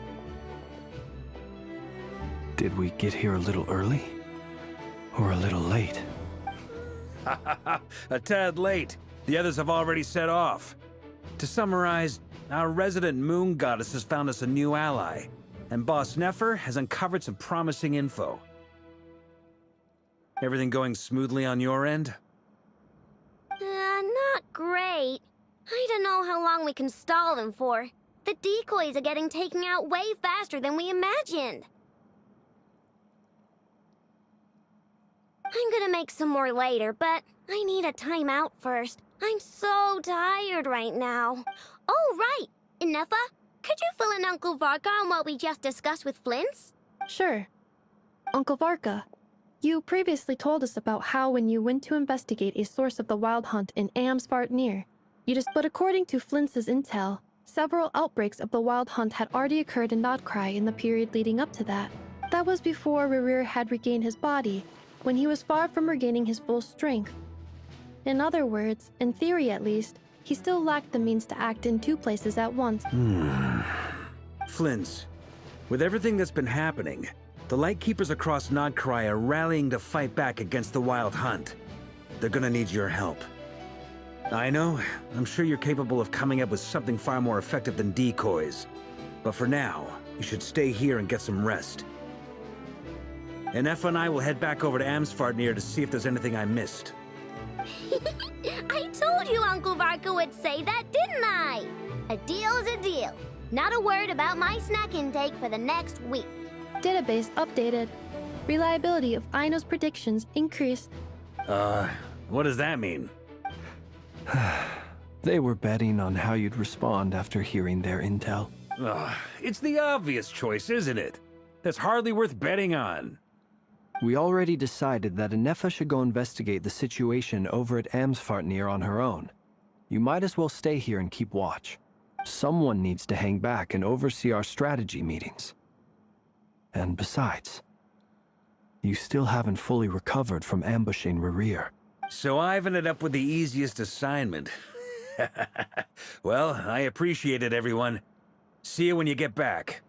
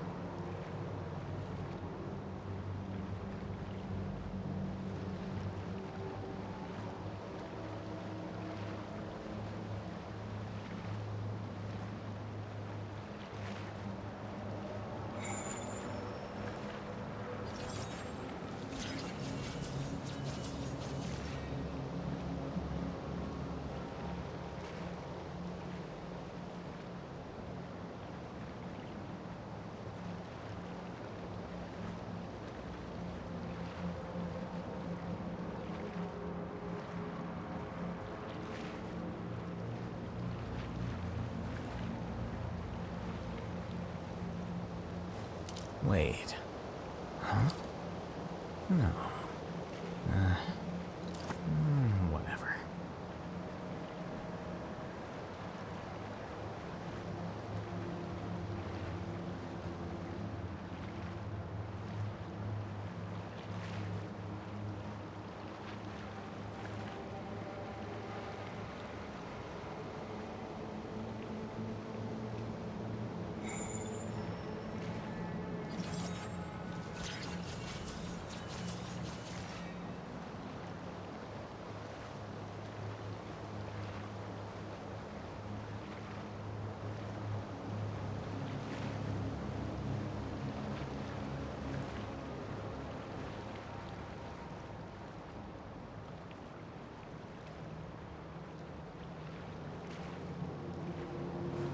Wait.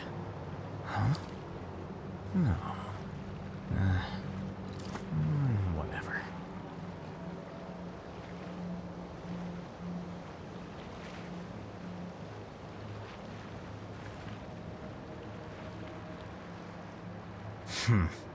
There have been many poorly written applications lately. I guess I'll just have to reject them all.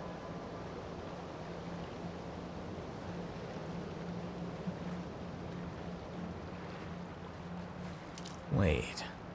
Huh? No. Whatever.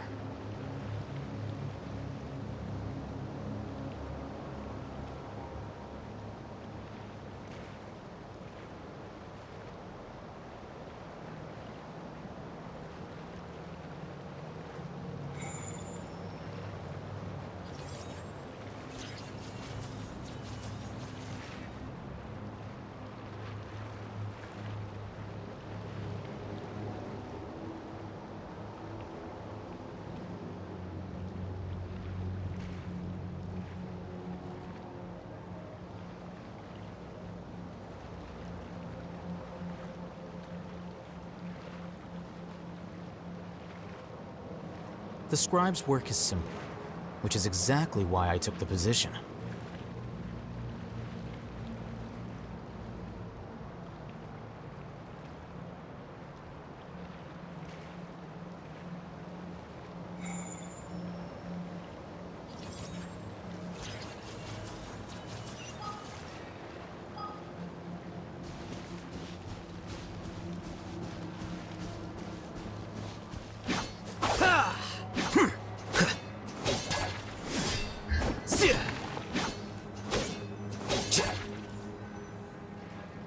Here, this will serve as a good spot to cross over. Arlecchino, hold up a second! Since you brought us all this way, would you mind telling us what you've got planned? We still haven't got the slightest idea what's going on here. And if even Columbina doesn't know where the iridescent moon's marrow is, how do you? Simple. Because I am an inheritor of the royal bloodline of the Crimson Moon. And one of the last surviving embers of the Two Worlds' flames. Huh? Are you serious? As in, you're a descendant of that Crimson Moon dynasty we were just talking about? The one from ancient Conria? Your surprise is understandable. I was also taken aback when I first learned of it. But the more I thought about it, the more I realized the signs had been there all along. When I was young, I discovered I could wield a very special kind of fire. It coursed like blood through my veins and smoldered away inside my nerves. What's more, whenever I experienced strong bursts of emotion or drew too deeply on this power, it was like some kind of presence within the fire would begin to gnaw away at me, consuming me from the inside out. Exactly. That is why my hands are like this, too. At first, I saw it only as a curse, but once I became a harbinger, the Jester apprised me of the truth. Together with my own investigations, over the past few years, there are several things that I have gradually come to understand.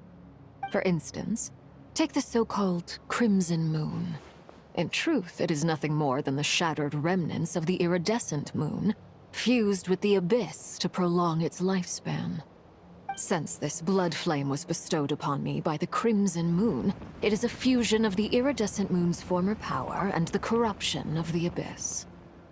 You all understand the nature of the Abyss well enough. I draw upon its power, and in return, it hungers for my soul. This strange blackness is the mark of corruption it has left behind. If I recall correctly, you once told me that if the corruption ever made it to your heart, you'd become a completely different person. Yes, and that's the reason I'm always careful not to push my power too far. It's essentially a never-ending tug-of-war. Oh, sounds intense. Anyway, the rest of my story can wait. Is there anything else about the Crimson Moon or the Iridescent Moon that you're unclear about? Paimon has a question. So, the Crimson Moon that the Carians used to worship was actually the Iridescent Moon, right? Which was one of the three Moon Sisters. Does that mean that the Carians were to the Crimson Moon as the Frost Moon Scions are to the Frost Moon? So much of that history has been lost. We have no way of knowing exactly what they were like. But I would suspect that the Conrians weren't as devout in their moon worship as it might appear. The iridescent moon's remains simply served as their link to the Abyss. Later on, perhaps someone discovered a way to make direct contact with the Abyss. Or maybe there was some kind of ideological divide.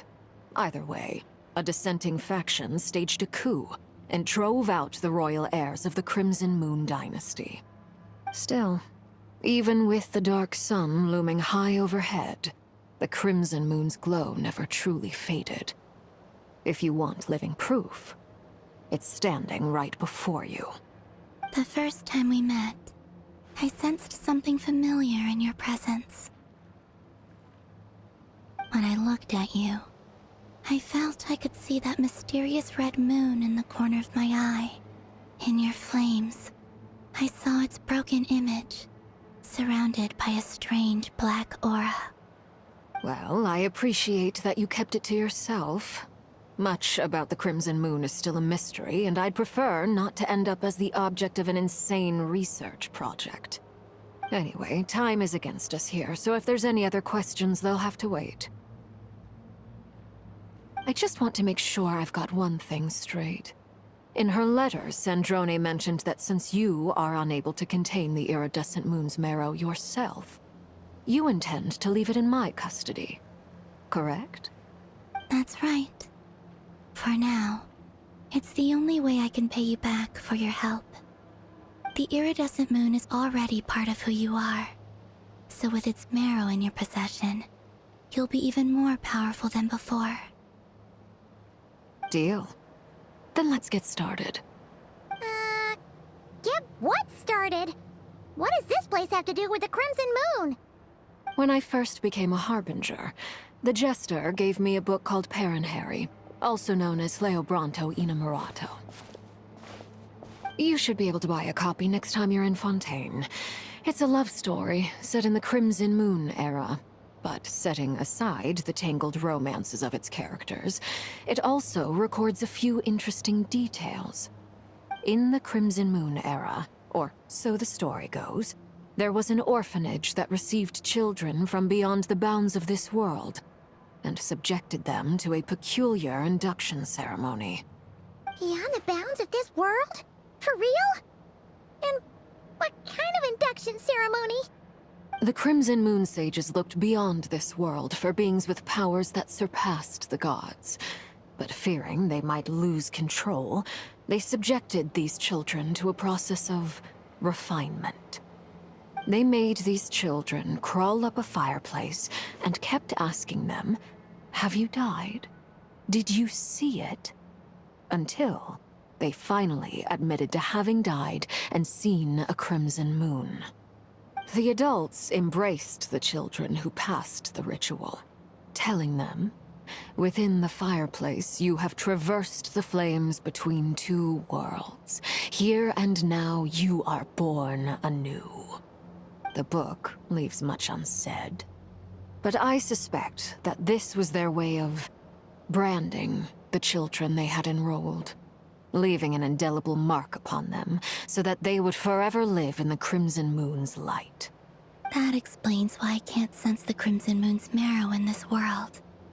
It makes sense that it would be sealed in a special space that can only be accessed temporarily through some kind of ritual. There's no fireplace here. Do you see a chimney anywhere? Oh, are we supposed to build it ourselves? Okay, fine. Paimon will go find some bricks. That won't be necessary. The fireplace is purely symbolic. The key to the ritual is crossing the flames between two worlds. In other words, the flames that burn within me. Those burned away by such flames leave behind a kind of ghostly afterimage in the world. In the days of Conria, people believed they could be used to bridge the gap between the two worlds of life and death. In short, I can open a passage to that space for you. That's the easy part.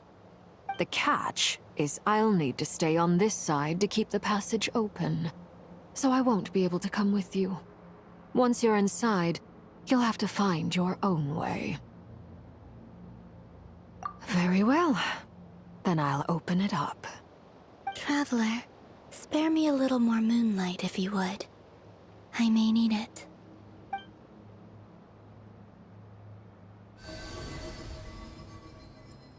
Thank you. I feel like I've recovered some of my strength now. It should be enough to move us across short distances and confront whatever dangers might await.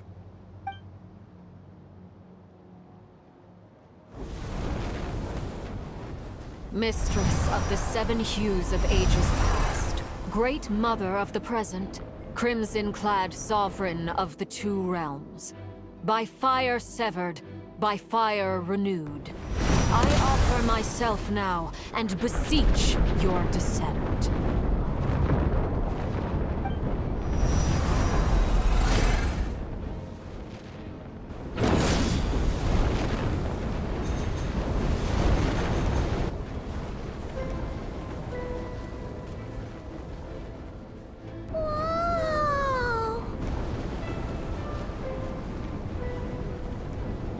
One word of advice. As you're crossing over, no matter what voices you hear, do not answer. Got it!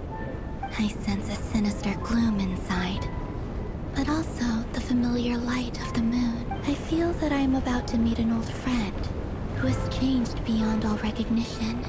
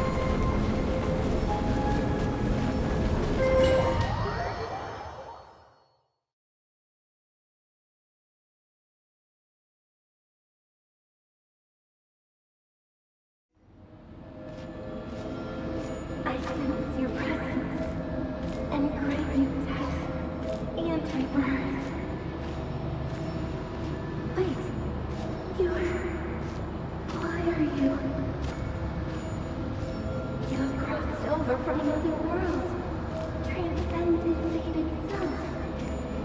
I have no right to.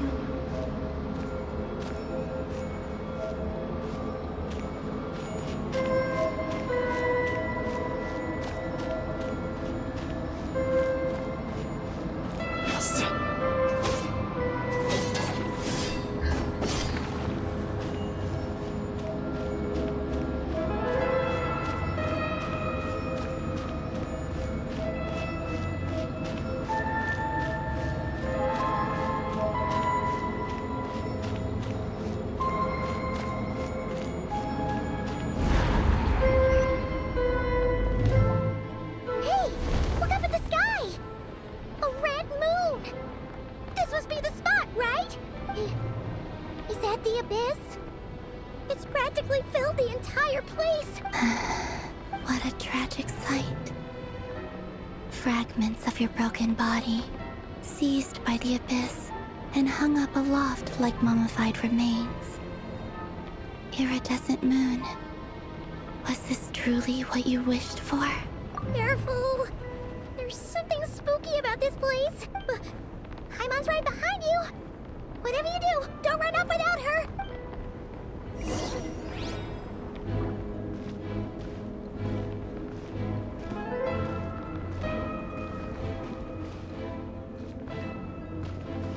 By the way, Columbina, didn't you tell us that the iridescent moon had shattered into pieces? The moon up there looks pretty whole to Paimon. How is that possible?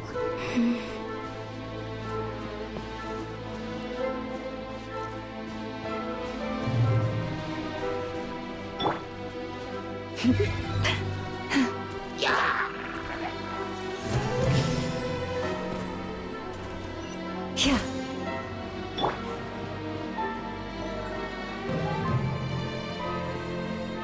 Just like I thought. It was only a facade.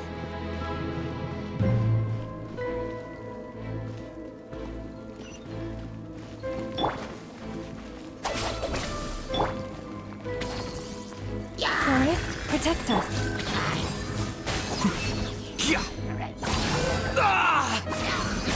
Well now.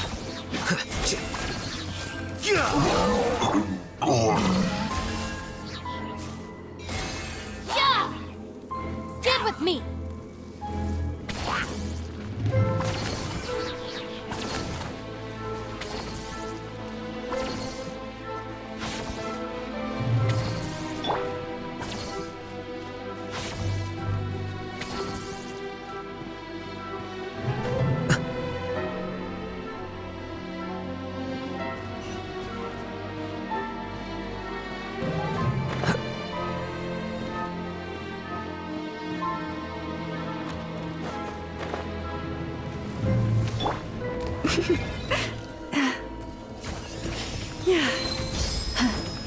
Witness the power of Gugwa! Know my sword!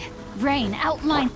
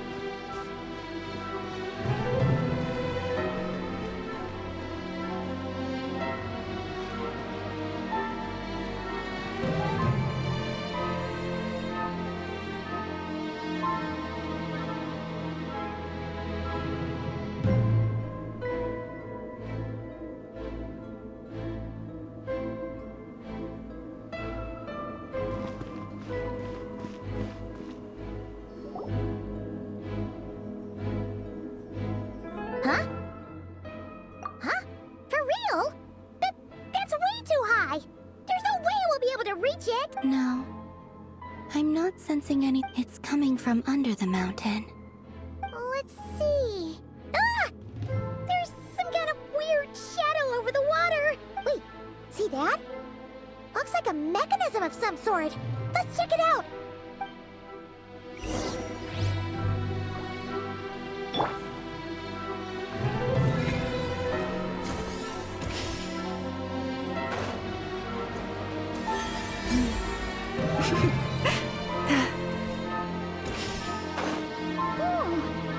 Looks like a device from the time of Kharia.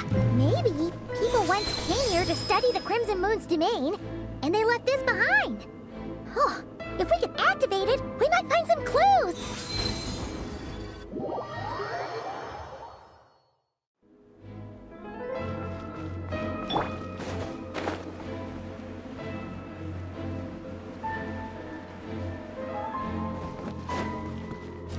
Here you are.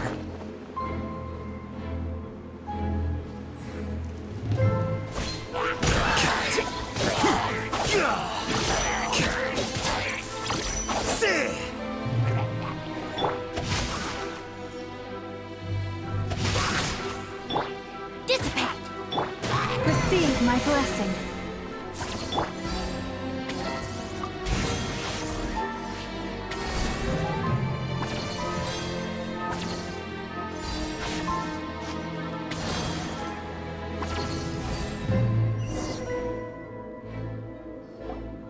Hey, look at that! Now that the mechanism's running, the shadow in the water looks different. Do you think these mechanisms might... Felindis, we'll leave the rest of the research in your hands. We'll be heading back now. I hope this isn't ruining date night. Ugh. Mind your own business. Just leave me some snacks on the table. Felindis? Is that Rerear's girlfriend? How come we're hearing her voice here? Oh yeah! So, do you think she was studying this strange space all along? The Abyss has made this space extremely unstable. Maybe that's why some of the things she said and did were preserved here. Like whenever I see this view, it takes me back to a poem from my childhood. Waning moon, oh lifeless damsel, weeping on the mountain crest. Mourning still in wistful tone, her fragile soul. For me, of all people, to be here investigating the mysteries of the Crimson Moon.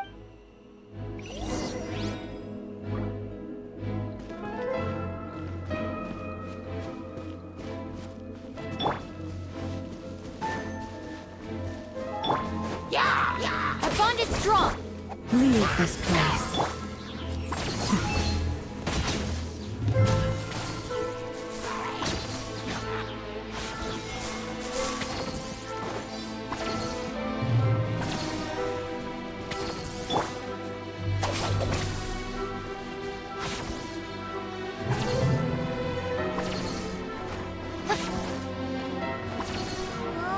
Looks like the Abyss has messed up this mechanism. We need to find a way to get it working again. Let's see if there are any other devices nearby.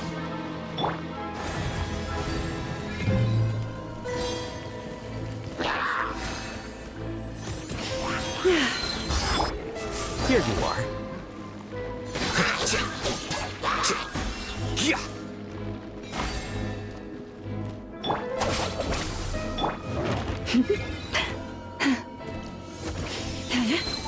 Leave this place.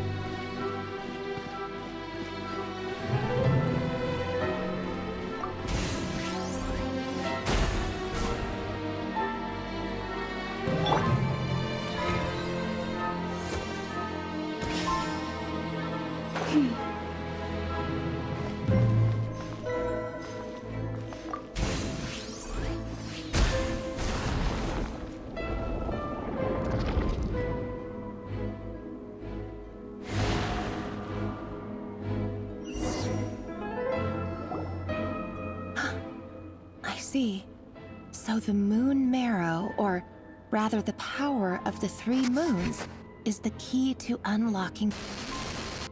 If it really does exist, then maybe this madness can finally be put.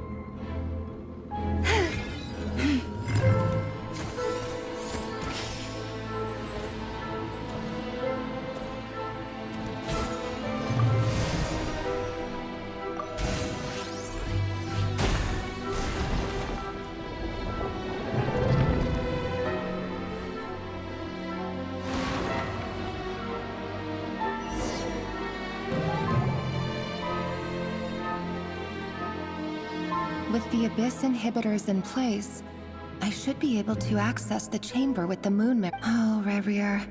With every step you take, you're drifting further from what you truly desire. But you're not the root of the problem. Ever since that outsider set foot in Conria, the Vinster King has sunken deeper into madness. If only I could get my hands on that outsider.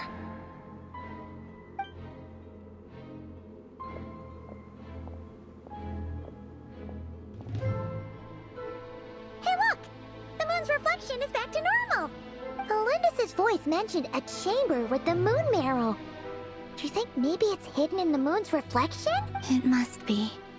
For within it, I sense the fragile aura of a dying soul. Then there's no time to lose! Let's go!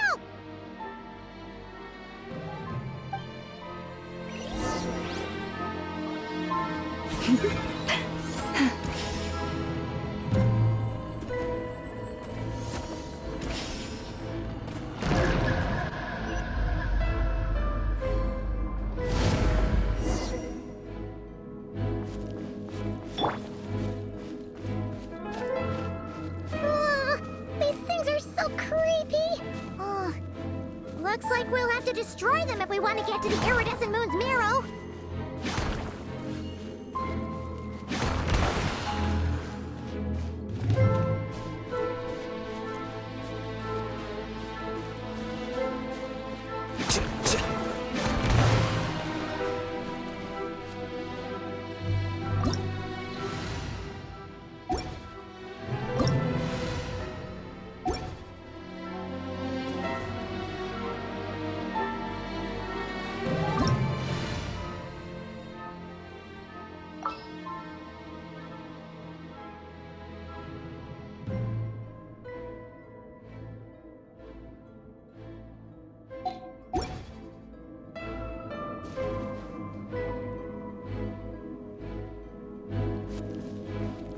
Must be the iridescent moon's marrow! Oh, we'll need to destroy these things before we can reach it!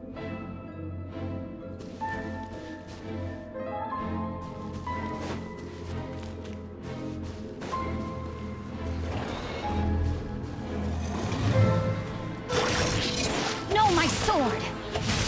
Time to act. With one heart, we pray. You poor lost lamb.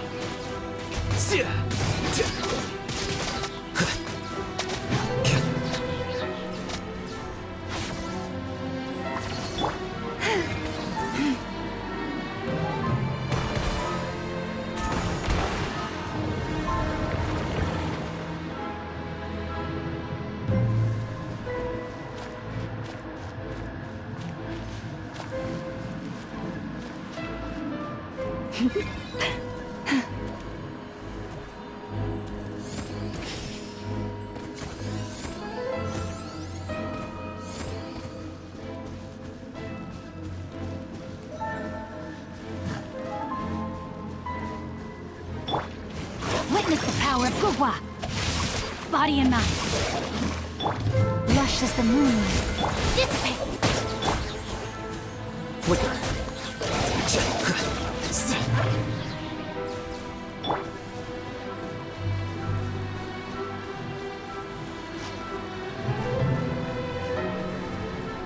Our bond is strong! Huh? No, my sword! Receive my blessing.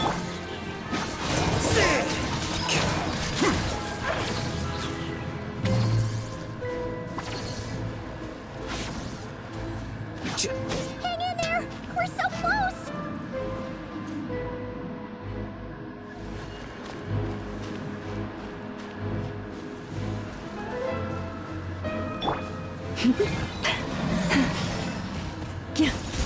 Branch into song, bride of Frostmourne of old. Let me weave you a verse.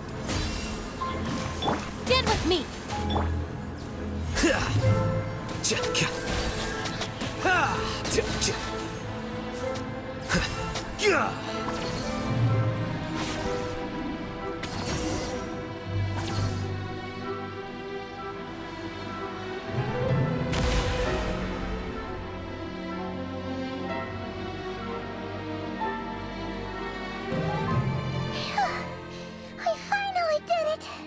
The iridescent moon's marrow, still burning away like an undying flame, yet now contaminated by the abyss. If we can purify the abyssal power within, we should be able to obtain its untainted essence.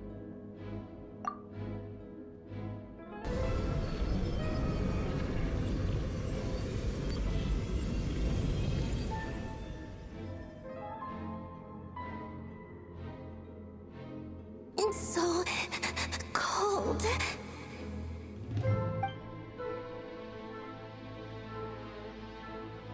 Is it you? Are you here? Huh? Are you talking to us? At long last, I can see you once more. Our fates have crossed, and I am finally free. I'm sorry, I lied to you. Even knowing what was to come, I still couldn't let go of the fear in my heart as death drew near. The moment the moon shattered, my body began to split apart piece by piece. Like I was being cut into pieces by 1,000 blunt blades. My thoughts scattered as the cold crept in. But I could not bear to fade away like that. Tell me, what was it that brought you to us all that time ago?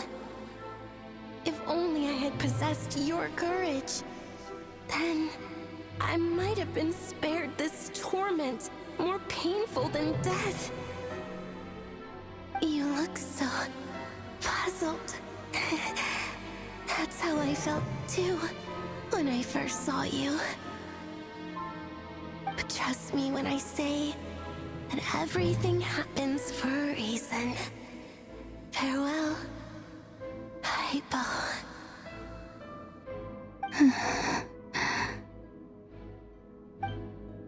What was that all about?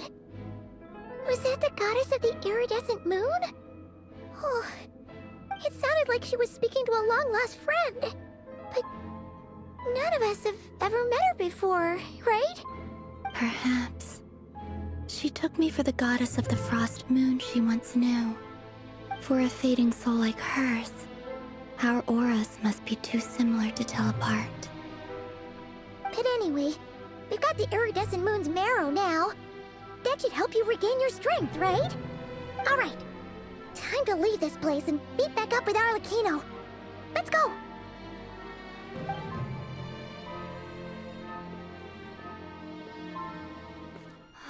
That's odd. This place looks different than when we came in. Waning moon, Huh? oh lifeless damsel. Oh.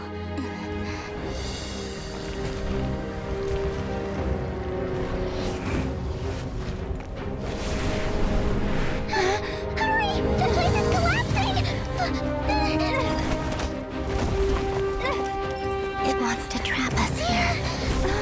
Who's it? The abyss? Now we've taken the moon marrow. All that's left here is a dark will. It will show us no mercy.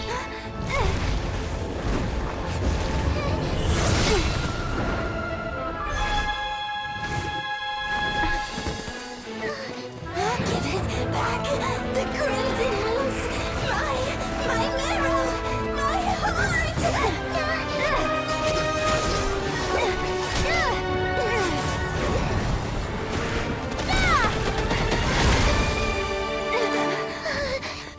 Finally! Huh? Oh no! The exit's blocked! They're back! Now what do we do? This is where you fall. Witness my rise. Hey, it's... What are you waiting for?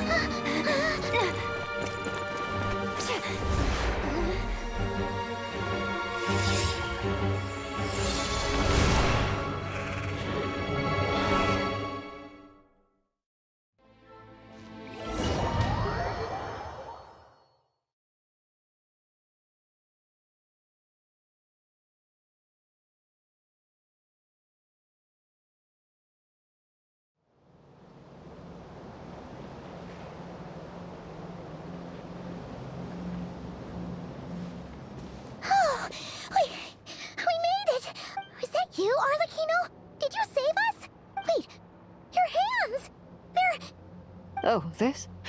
Don't worry. It's a small price to pay. The Abyss wanted to trap you inside, and I defied its will by bringing you out. No wonder it's a little angry.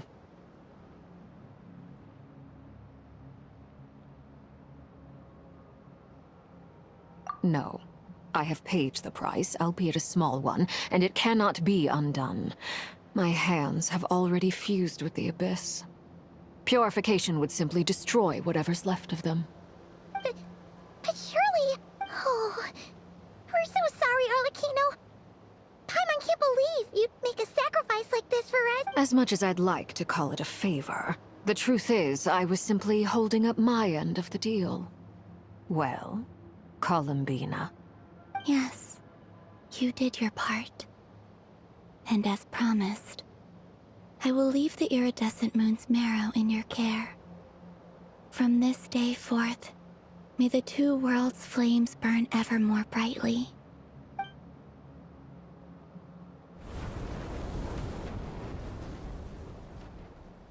I'll take that as a blessing. Now, Columbina, give me your hand. Accept this moonlight I offer in return.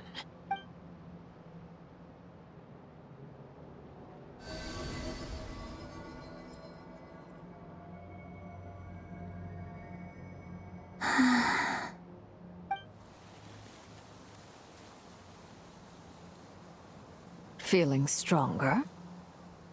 Hey, Columbina! Are you okay? I'm fine. Our powers are a little at odds, that's all. By the Frost Moon's authority alone, wielding the power of the other moons was always going to be a stretch. Still, I think it's fair to say that your strength has returned. At least to the level it was at as Third Harbinger. It's still not enough. There's no way I can hope to challenge Rayrir like this. Just one more ray of moonlight, if you would. It's okay. I can take it.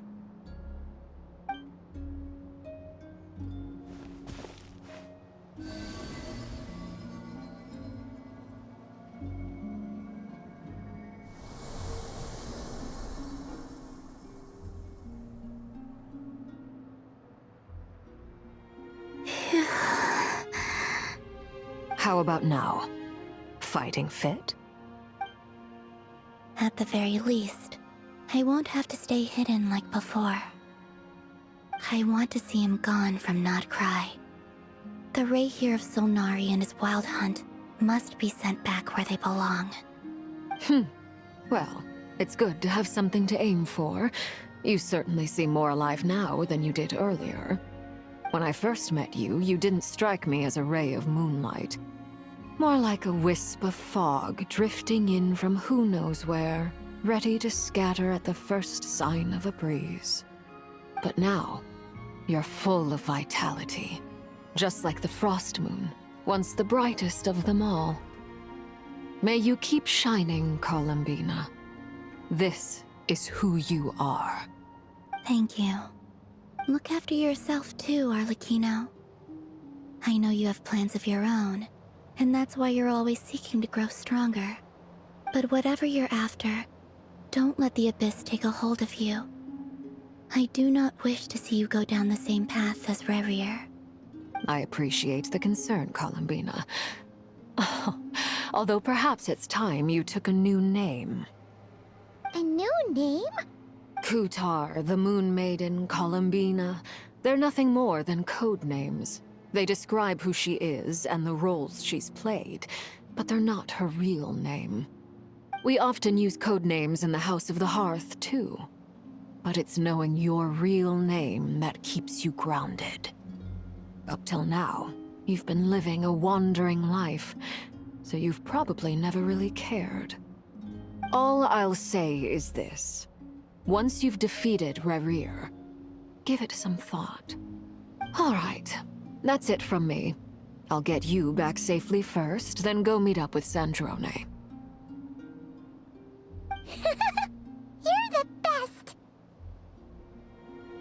I appreciate the gesture. It speaks to your good character. Anyway, let's get going. There are more urgent things to do right now than trade compliments.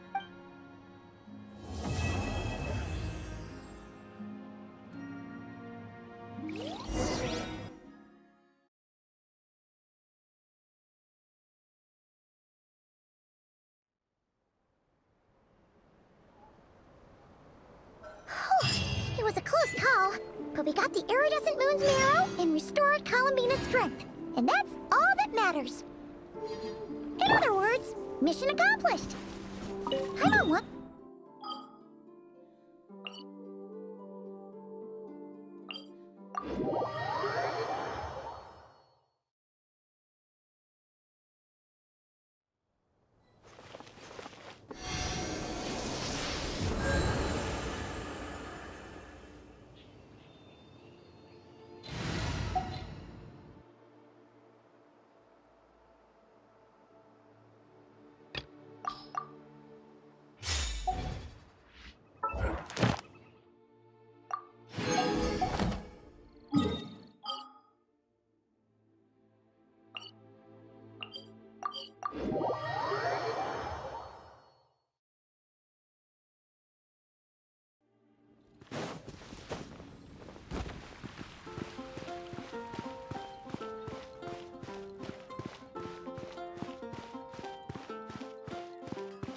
Ad Astra.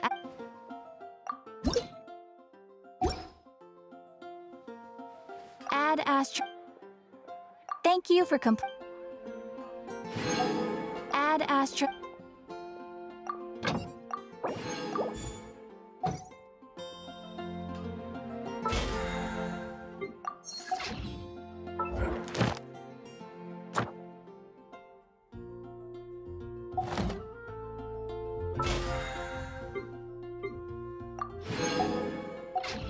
When you're high up, everyone can hear your voice. I swear on the Archons, I can't go any lower. We're up together after all. All I can think about is dealing.